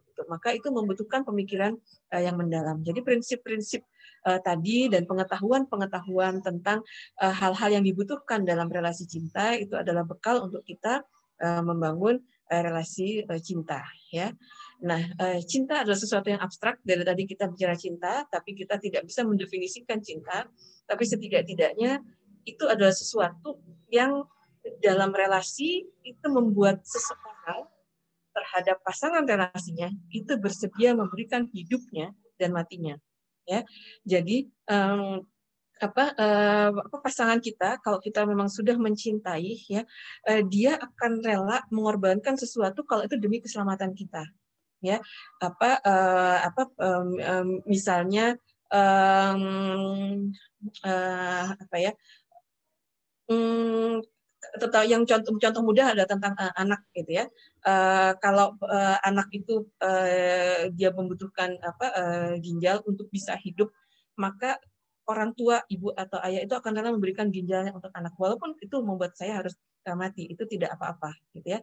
Tapi yang penting anak ini bisa hidup, gitu ya. Dan ada banyak cerita-cerita orang yang mengorbankan hidupnya itu demi keselamatan dan kesejahteraan orang yang dicintainya, ya. Nah, karena cinta itu sedemikian besarnya bagi hidup kita, cinta itu sedemikian besarnya menjadi bagian dari hidup kita, maka jangan putuskan dia hanya dengan dorongan rasa. Putuskan dia dengan pemikiran yang mendalam terhadap kehidupan kita seluruhnya dan kehidupan calon kita seluruhnya, seutuhnya, ya. Lalu setelah pemikiran itu dilakukan, mungkin perlu waktu panjang, gitu ya, sampai kita punya kesiapan untuk memutuskan, iya, ini pasangan saya, ya, tapi lakukan dan jalani. Jangan hanya karena orang lain di usia ini sudah punya pasangan dan sudah memutuskan dan saya belum, sehingga kemudian saya juga harus memutuskan. Tidak, atas dasar itu, ini hidup kita, ini kebahagiaan kita, maka jalani persiapannya sesuai dengan kapasitas kita untuk mempersiapkannya. Pelajari, persiapkan, lalu kalau sudah siap, jalani selamanya, gitu ya. Itu yang diharapkan dari kehidupan dalam relasi cinta, yang intinya berarti adalah relasi pernikahan suatu hari nanti pada saatnya. Ya, jadi jangan membuat relasi pernikahan tanpa cinta, tapi juga jangan membuat relasi cinta tanpa berakhir pada atau tanpa berujung pada pernikahan. Baik, itu yang bisa saya sharingkan. Selanjutnya mungkin kita diskusi saja, Mbak Eva. Saya kembalikan ke Mbak Eva. Oke, baik, Mbak Ninin. Aduh, menarik banget ya. Dan ditutup tadi ya, cinta itu harus berujung dengan pernikahan. Dan sebaliknya juga ya, jangan cinta tanpa berujung dengan pernikahan. Nah, Mbak Ninin, ini menarik sekali. Dan nggak terasa juga ini sudah jam 11:30. Oke, kita masuk ke sesi tanya jawab, Mbak Nini. Tapi sebelumnya saya minta waktu 1 menit, boleh ya, untuk foto bersama sebentar saja. Boleh ini untuk untuk file di atensi. Boleh Ibu Bapak sebentar 1 menit, saya mohon izin untuk foto. Boleh buka kamera. Silahkan, saya minta waktu 1 menit. Oke. Mohon izin untuk foto ya, jangan lupa yang pakai kerudung, jangan lupa untuk pakai kerudungnya. Oke, baik. Mohon izin untuk foto sebentar. Iya. Ini banyak juga teman-teman di sini nih, Mbak Nini. Oke, mohon izin untuk foto sebentar. 1, 2, 3. Oke, sebentar. Iya. Sekali lagi. Oh, ini harus pakai handphone. Iya. Oke, 1, 2, 3. Halaman berikutnya. 1, 2, 3. Ya, hatur nuhun. Terima kasih. Ya, Mbak Ninin. Saya tadi sampai speechless dengar dengar uraian dari Mbak Ninin. Mudah-mudahan adik-adik di sini juga banyak mendapatkan ilmu ya, karena ternyata tidak semudah yang tadi saya riset itu. Ini saya tertarik juga dengan kata kalimat. Jadi selama relasi itu riset juga itu perlu dilakukan ya, Mbak Ninin ya. Betul, riset itu harus dilakukan. Coba saya mau ngetes nih. Toleransi pasangan saya seberapa besar, toleransi diri saya juga terhadap pasangan juga seberapa besar. Jangan sampai riset itu dilakukan setelah pernikahan kita baru tahu. Ternyata waduh, ternyata begini, waduh, ternyata begini. Lakukan banyak riset selama sebelum masuk ke jenjang pernikahan. Oke, Mbak Ninin, kita buka sesi tanya jawab ya. Boleh silakan bertanya langsung, mau yang dari jauh dulu atau mau langsung aja deh open mic, monggo silakan, karena saya belum Belum ketemu di kolom chat. Sepertinya mau langsung bertanya. Boleh silahkan bertanya langsung ke narasumber. Ada yang sudah open mic, monggo silahkan langsung bertanya. Siapa yang mau bertanya? Oke. Sambil nunggu nih Mbak Ninin ya. Ini masih malu-malu kayaknya. Mbak Ninin, kalau begitu, ini kan ada juga nih beberapa anak remaja juga masuk ke sini ya. Kalau begitu apa yang mau disampaikan Mbak Ninin nih? Kalau di saat usia SMP itu sebaiknya arahnya kemana? Kalau SMA arahnya kemana? Mungkin kalau sudah kuliah itu arahnya kemana? Karena tadi dimensinya kan ada 4 atau 3 tadi ya? 4 ya Mbak Ninin ya? Sambil Ada ya ada 3 kalau yang dari komponen cinta tadi ya komponen dasarnya gitu. betul, Ya. betul. Ya, kalau untuk SMP itu anggap sebagai itu fase belajar mengenali diri sendiri juga gitu ya. Karena belajar mengenali diri sendiri, maka dalam relasi itu kita perlu mempelajari gitu ya. Kalau ada teman mengatakan A tentang saya, sejauh mana ya saya bisa menerima hal itu gitu ya. Kalau kemudian teman mengatakan A, kemudian kita bereaksi dengan reaktif, artinya oh berarti buat saya itu sesuatu yang tidak bisa saya terima ya. Kalau kemudian kita mendiamkannya, kalau kita tetap sakit hati berkepanjangan ya berarti itu sesuatu yang penting buat saya gitu ya. Maka melalui interaksi demi interaksi tadi kita mengenali apa yang penting dan tidak penting bagi kita. Apa yang penting bagi kita itu artinya adalah kalau itu lecehkan oleh seseorang, kalau itu disinggung oleh seseorang dan itu membuat saya jatuh, maka saya lemah pada bidang ini, gitu, pada hal ini, gitu ya, sehingga saya harus menemukan seseorang yang bisa menerima bagian yang ini dari saya, gitu ya.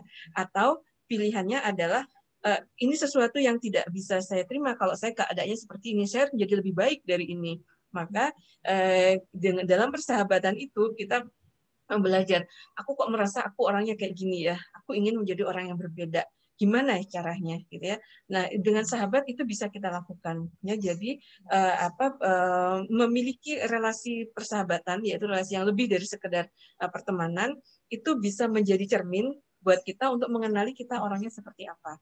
Dengan kita tahu kita orangnya seperti apa, maka kita bisa punya daftar orang yang bisa cocok dengan saya. Berarti ada orang yang harus bisa menerima ini dari saya gitu, dan apa-apa gitu. Itu adalah targetnya gitu ya. Nah, fase SMP itu adalah fase pembelajarannya.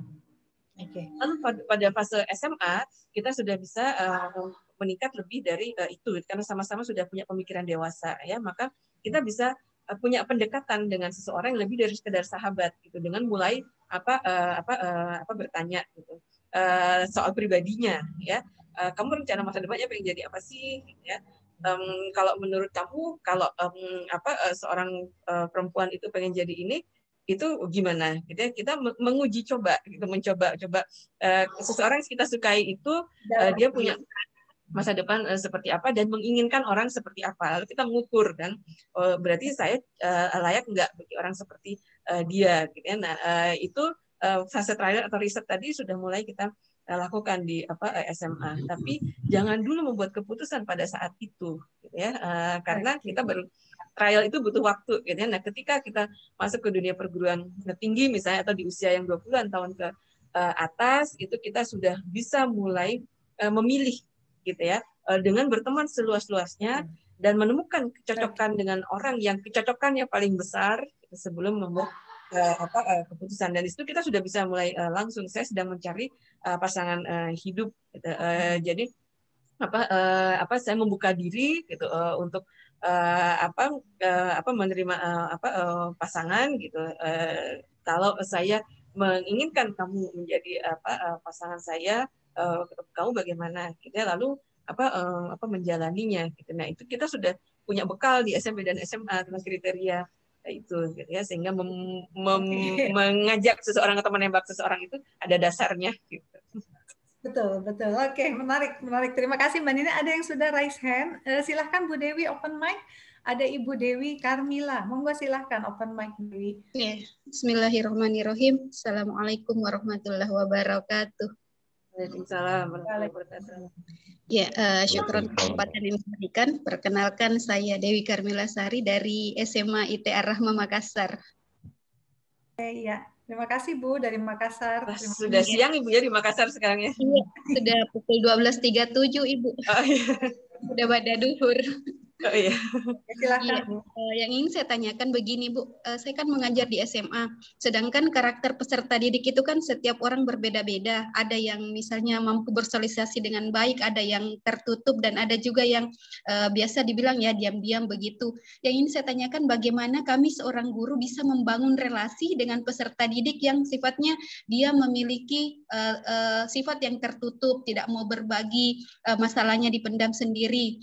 Orang tuanya juga kadang sih orang tua siswa curhat bagaimana solusinya, dan kami juga ingin mengetahui solusi yang diberikan. Paling pendekatan yang kami berikan adalah pendekatan secara personal, mengajak siswa tersebut atau peserta didik tersebut diskusi 4 mata, tetapi apa yang ingin kami gali, apa yang ingin kami ketahui, dia tetap tidak ingin berbagi. Mungkin karena kami dianggap lebih tua atau bagaimana, jadi kami hanya ingin mengetahui bagaimana cara membangun relasi antar semua peserta didik, apalagi tingkat SMA yang betul-betul sudah bisa dikatakan sudah dewasa, sudah masa balik, sudah tahu membedakan mana yang baik dan mana yang benar. Oke, seperti itu Ibu pertanyaan saya. Terima kasih atas kesempatannya. Assalamualaikum warahmatullahi wabarakatuh. Waalaikumsalam warahmatullahi wabarakatuh. Ibu, ini relasinya antara guru dengan siswa atau membangun relasi antar siswa?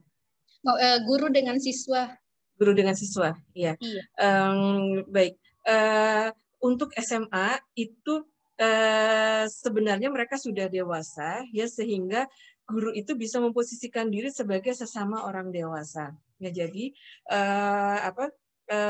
meminta anak SMA untuk melakukan tanggung jawabnya sebagai siswa itu tidak dengan instruksi, tapi bisa jadi dengan kalau menurut kalian untuk menyelesaikan tugas ini itu idealnya berkelompok atau sendiri-sendiri. Kalau berkelompok berapa orang anggota kelompoknya, lalu pembagian kelompoknya berdasarkan apa? Jadi alihkan sebagian besar keputusan-keputusan untuk tugas itu kepada mereka, ya, sehingga mereka merasa bahwa mereka diberi kepercayaan untuk memilih beberapa hal yang terkait dengan mereka, ya. Nah, lalu kalau kita bisa melihat ini besar kelasnya ada berapa orang, ya, kemudian yang pendiam yang menutup diri ada beberapa orang, lalu siapa orang yang aktif, siapa orang yang punya care dengan orang lain. Nah, kalau kita tidak bisa membangun hubungan langsung dengan dia yang tertutup, kita bisa memanfaatkan teman-temannya yang dia punya care pada orang lain, ya. Nah, biasanya kita bisa punya kelompok yang disebut sebagai peer counselor, ya, konselor sebaya gitu, konselor sebaya. Kenapa? Karena kalau seorang anak remaja itu melihat mengalami bahwa semua orang dewasa itu adalah figur otoritas yang bagi dia itu adalah pembuat keputusan, kemudian memerintah gitu, meminta pertanggungjawaban, maka dia melihat semua orang dewasa secara sama, itu figur otoritas, sehingga dia tidak mau membuka diri. Nanti kalau membuka diri itu mau menyebabkan saya ketahuan untuk bisa disuruh ini. Nanti kalau dekat membuat saya jadi diminta ini itu, ya. Jadi dia membangun benteng untuk tidak berhubungan dengan figur otoritas. Nah, untuk kalau situasinya adalah karena seperti itu, anak ini pengalaman hidupnya datang dari orang tua yang seperti itu, maka kita memanfaatkan teman sebayanya yang dia punya kepedulian sosial. Bisa didekati perorangan, atau kita bisa membuat kelompok yang disebut sebagai peer counselor. Peer counselor itu bukan fungsinya sebagai konselor kita mengkonselor klien, atau kalau guru itu mengkonseling siswa, tidak seperti itu. Tapi peer counselor itu menjadi sahabat bagi temannya, dan dia diajari cara untuk bersahabat dengan teman yang bervariasi, ya. Kalau teman yang sudah friendly dengan yang ramah itu nggak ada persoalan, tapi kita mengajari anggota peer counselor ini tentang bagaimana cara mendekati anak yang tidak mau didekati gitu. Misalnya kita kerjasama dengan anak peer counselor ini, kita mengadakan penugasan gitu, yang satu sama lain harus saling tergantung gitu. Kemudian pengelompokannya diserahkan pada siswa, tapi peer counselor ini nanti diminta untuk dia berkelompok dengan siswa yang itu, dia kelompok dengan siswa yang tertutup itu, ya. Lalu lakukan sesuatu. Siswa yang tertutup itu tidak bisa dihadapi dengan menuntut lagi. Jadi jangan menuntut dia untuk membuka diri. Tapi siswa yang tertutup itu perlu didampingi dengan kita menceritakan keterbukaan diri kita. Jadi anak yang friendly itu biasanya dia cukup terbuka karena tidak ada sesuatu dalam hidupnya yang menurut dia layak disembunyikan. Jadi dia akan terbuka dan menceritakan dirinya. Itu sesuatu yang ringan, gitu ya. Diberi cerita aja, diberi kepercayaan aja dulu bahwa dia bisa dipercaya oleh temannya untuk membuka diri. Sejauh dia bisa menjadi pendengar saja itu sudah cukup di awalnya, ya, bagi anak yang menutup diri, supaya dia tidak memutuskan hubungan sama sekali dengan dunia luarnya. Jadi diawali dari dia mendengar orang-orang dan berbagai pengalaman orang-orang. Nanti terpapar dengan itu, kita meminta input dari anak ini. Awalnya kok jadi pendengar, oke, lalu mulai meningkat. Kalau sudah dia siap ternyata menjadi pendengar, dia bisa, lalu mulai bertanya gitu. Ajari anak peer counselor ini untuk tahap selanjutnya bertanya gitu. Kamu mau jadi apa untuk tugas yang ini gitu. Kamu milih jadi apa gitu, kesukaanmu apa gitu. Jadi mulai dengan bertanya yang dia bisa memberikan jawaban dengan pertanyaan-pertanyaan yang jawabannya itu seperti kalau multiple choice gitu, ya, tidak, betul, salah gitu. Punya kesediaan menjawab aja itu sudah sebuah peningkatan, ya. Lalu diterima jawaban itu gitu, ya, sehingga dia membangun kepercayaan itu sedikit demi sedikit. Oh, ternyata jawabanku membuat orang lain bisa lebih dekat. Ternyata jawabanku bisa diterima. Ternyata keterbukaan diri tidak berdampak pada aku disuruh-suruh.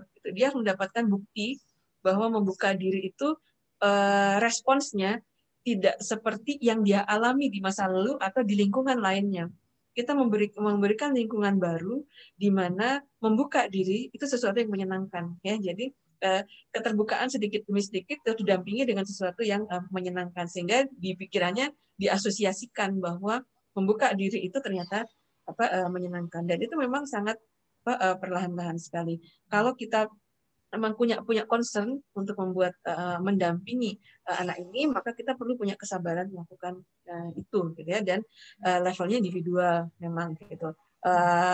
Kalau kita punya peer counselor, maka kalau ada beberapa anak yang seperti itu, kita bisa menyebar peer counselor ini gitu untuk pada beberapa orang anak. Itu salah satu dari sekian yang bisa dicoba. Iya, betul. Setuju, Mbak Ninin, itu bagus sekali. Peer counselor juga ini sedang saya kembangkan karena itu sangat membantu untuk terutama sekarang anak-anak kan kesehatan mental anak-anak peer counselor. Mungkin bisa dicoba juga Bu Dewi di mana tadi? Di Makassar ya. Ya, siap. Insya Allah akan diterapkan nanti sama peserta didik. Syukuran jazakallah Mbak Nining atas jawabannya. Ya, mangga. Kalau misalnya perlu ada pembekalan bagi peer counselornya, silakan dikontak aja Bu. Kita dengan daring sekarang, kita nggak harus pergi ke Makassar atau Ibu ke Bandung gitu ya. Saya di Bandung, kita bisa daring gitu untuk bertemu dengan anak-anak itu, ngobrol sejauh mana dia punya kepedulian pada temannya gitu, dan sejauh mana dia punya kesanggupan untuk melakukan fungsi sebagai peer counselor. Oke, siap Bu, siap. Insya Allah nanti kami hubungi. Bu Dewi tadi rasanya masuknya terlambat ya. Bu Dewi cek di kolom chat ada kontaknya Ibu Ninin. Oh iya. Okay. Ya, jadi nanti di situ tadi saya sudah tuliskan untuk kontak Bu Ninin. Ya, iya. Terima kasih Mbak Ninin. Tadi ada yang open mic juga, silahkan monggo. Kalau yang mau bertanya langsung silahkan, karena waktunya sebentar lagi, jadi saya buka untuk langsung open mic aja ya, Mbak Ninin ya. Mangga, silakan. Ya, monggo tadi ada siapa ya, Bu Fahiro kalau nggak salah open mic. Monggo Bu Fahiro kalau mau bertanya langsung silahkan. Bismillahirrahmanirrahim. Assalamualaikum Ibu. Waalaikumsalam warahmatullahi wabarakatuh. Habis saya sudah tua ini Bu. Ikut bergabung. Bu, tadi itu saya itu ini Bu, ini sebetulnya pakai teori, mohon maaf dulu. Teori apa ya tentang cinta itu? Dia ada masalah cinta ya Bu ya? Ya, Selama ini, maaf Bu, selama ini saya kan baca masalah cinta kalau di perkembangan tadi karena masalah remaja Bu ya, jadi kan perkembangan gitu ya, psikologi perkembangan. Itu kan dari psikologi ya. Nah, sosial, ya, psikologi sosial. Psikologi perkembangan. Oh iya. Jadi kalau saya baca masalah cinta itu, saya kalau perkembangan kan kita biasa pakai santrok itu tuh lifespan perspektif gitu ya. Jadi perspektif sepanjang hidup gitu ya Bu ya. Itu yang kita tahu kan yang tentang cinta awal kayak cinta monyet itu, nanti cinta kasih sayang dan seterusnya ya, cinta nafsu dan kasih sayang dan sebagainya gitu ya. Kalau ibu ini kalau yang dari sosial saya nggak ngerti teorinya itu dari mana. Apalagi tadi kok ada yang harus berakhir dengan cinta dan sebagainya. Ini sebetulnya teori apa? Sedangkan yang bagi yang muslimin gitu kan, kayaknya sekarang juga gencar-gencarnya ditekankan, nggak usah pakai pacaran, jadi nggak usah belajar cinta, langsung yang saya baca-baca sekarang deh Bu ya ini ya.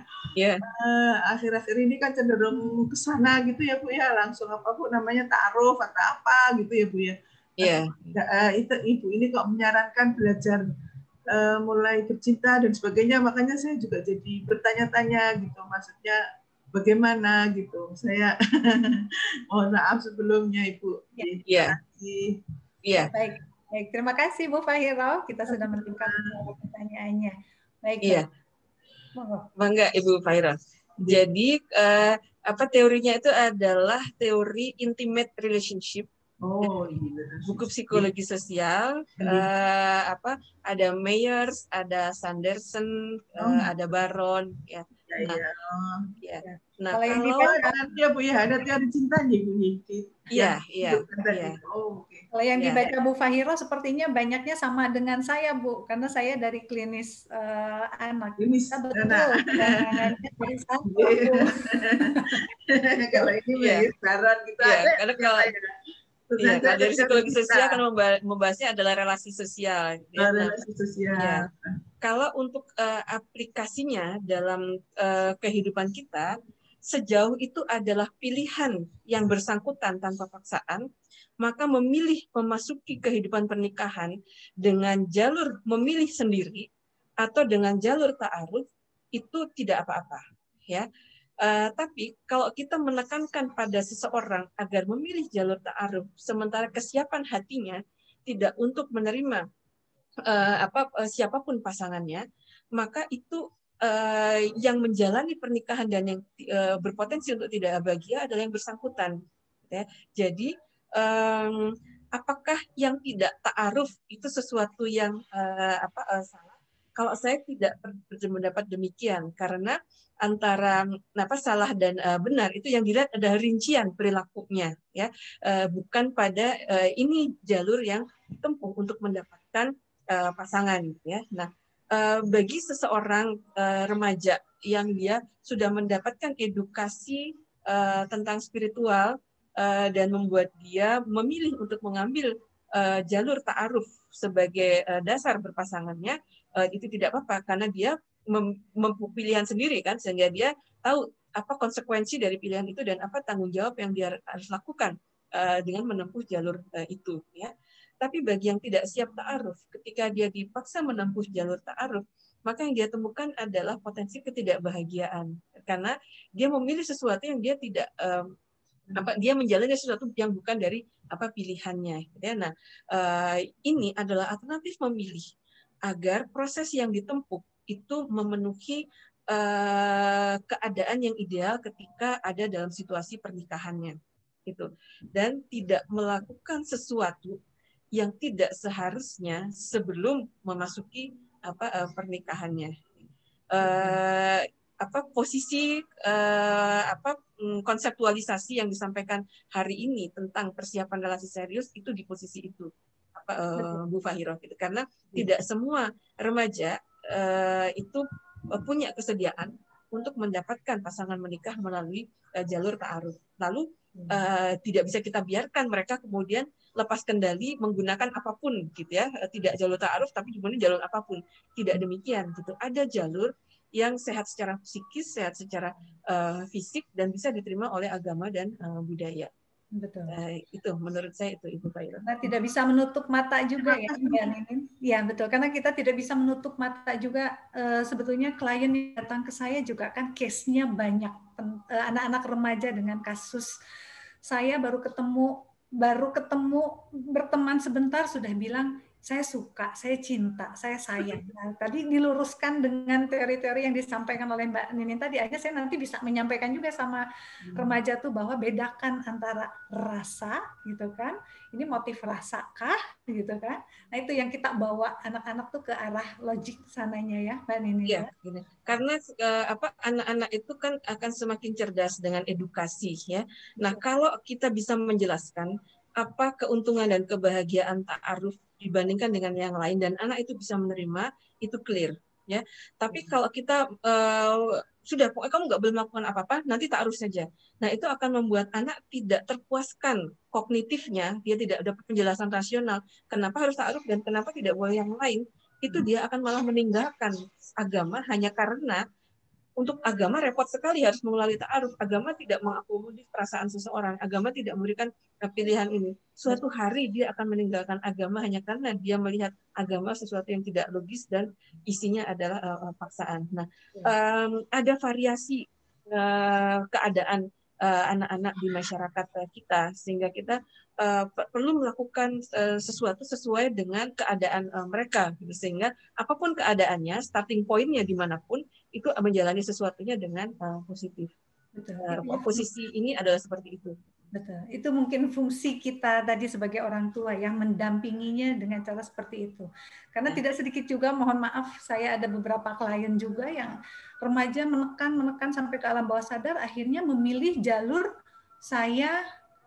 akhirnya memilih, yaitu karena nggak boleh dengan lawan jenis, akhirnya larinya ke arah yang negatif. Saya pilih yang sama jenis, itu juga kan salah juga gitu. Jadi betul, pendampingan orang tua di sini sangat penting dan berikanlah alternatif pilihan yang lain dengan tetap kita dampingi juga, seperti itu ya, Mbak Nining ya. Oke. Semoga terjawab Ibu Fahiroh. Iya Bu. Ini sama-sama psikolog juga sepertinya ya, Bu Fahiroh ya. Oke, baik. Mbak Ninin, ini sebetulnya kalau di Jakarta sudah terdengar azan zuhur, gitu ya. Ini menandakan sesi seminar kali ini kita sudah akhiri saja karena kita menghargai Ibu, Bapak, dan peserta yang akan ibadah salat zuhur. Baik, Mbak Ninin, terima kasih banyak. Saya mungkin minta 2 tips saja sedikit dari Mbak Ninin sebagai orang tua. 2 tips sebagai orang tua dalam rangka mendampingi anak remaja khususnya untuk memasuki relasi yang serius ini. 2 tips saja cukup, Mbak Ninin, monggo. Ya, bahwa kehidupan hormonal yang dijalani remaja itu adalah sesuatu yang pasti gitu ya. Yang perlu dilakukan adalah bukan mengabaikannya, tapi mendampingi remaja melalui proses itu sehingga apapun ekspresi atas proses itu, baik bentuk pikiran, perasaan maupun perilaku, itu terjaga dalam keadaan yang paling idealnya. Itu tips yang pertama. Dan ekspresi itu ekspresi itu bisa dalam bentuk pikiran, perasaan, dan perilaku. Dan kalau dia sudah punya calon pasangan, maka kita mendampingi dia melalui proses mengekspresikan pikiran, perasaan, dan perilakunya juga pada mitra relasinya atau pasangan relasinya, sehingga dia belajar itu dalam pendampingan kita, ya. Bukan membiarkan dia belajar itu dengan memilih referensi dari luar hanya karena kita menolak mendampinginya atau kita memilih menghadapinya dengan mengkontra pilihan-pilihannya. Mungkin itu Ibu Mbak Eva. Jadi intinya adalah pendampingan untuk ekspresi yang konstruktif atas perasaan yang memang nyata dan tidak bisa dihindari atau diabaikan atau dihilangkan. Oke, ya terima kasih banyak Mbak Ninin sharing ilmunya dari pagi sampai siang. Semoga juga bermanfaat untuk Ibu Bapak yang sudah hadir di sini, dan nanti bagi peserta yang tidak bisa hadir di sini boleh mengakses rekamannya di YouTube Atensi Anak Remaja. Silakan juga Ibu Bapak yang bergabung di sini untuk follow Instagram Atensi Anak Remaja atau masuk ke website atensi.id untuk update terus tema-tema seminar atensi berikutnya. Baik, terima kasih banyak khususnya untuk narasumber Mbak Nini. Terima kasih banyak untuk sharing ilmunya. Terima kasih banyak juga untuk Ibu Bapak yang sudah hadir. Dengan demikian seminar atensi ini saya tutup. Wassalamualaikum warahmatullahi wabarakatuh. Mbak Ninin, Waalaikumsalam warahmatullahi wabarakatuh. Terima kasih Atensi. Hatur nuhun. Ada Mbak Yufi juga, Mbak Yufi, hatur nuhun sudah bergabung. Terima kasih Ibu Nini. Hatur nuhun, terima kasih Ibu Bapak. Mbak Ninin, hatur nuhun, hatur nuhun. Mangga, sama-sama. Oke. Baik, mohon izin saya close ya. Ya, mangga.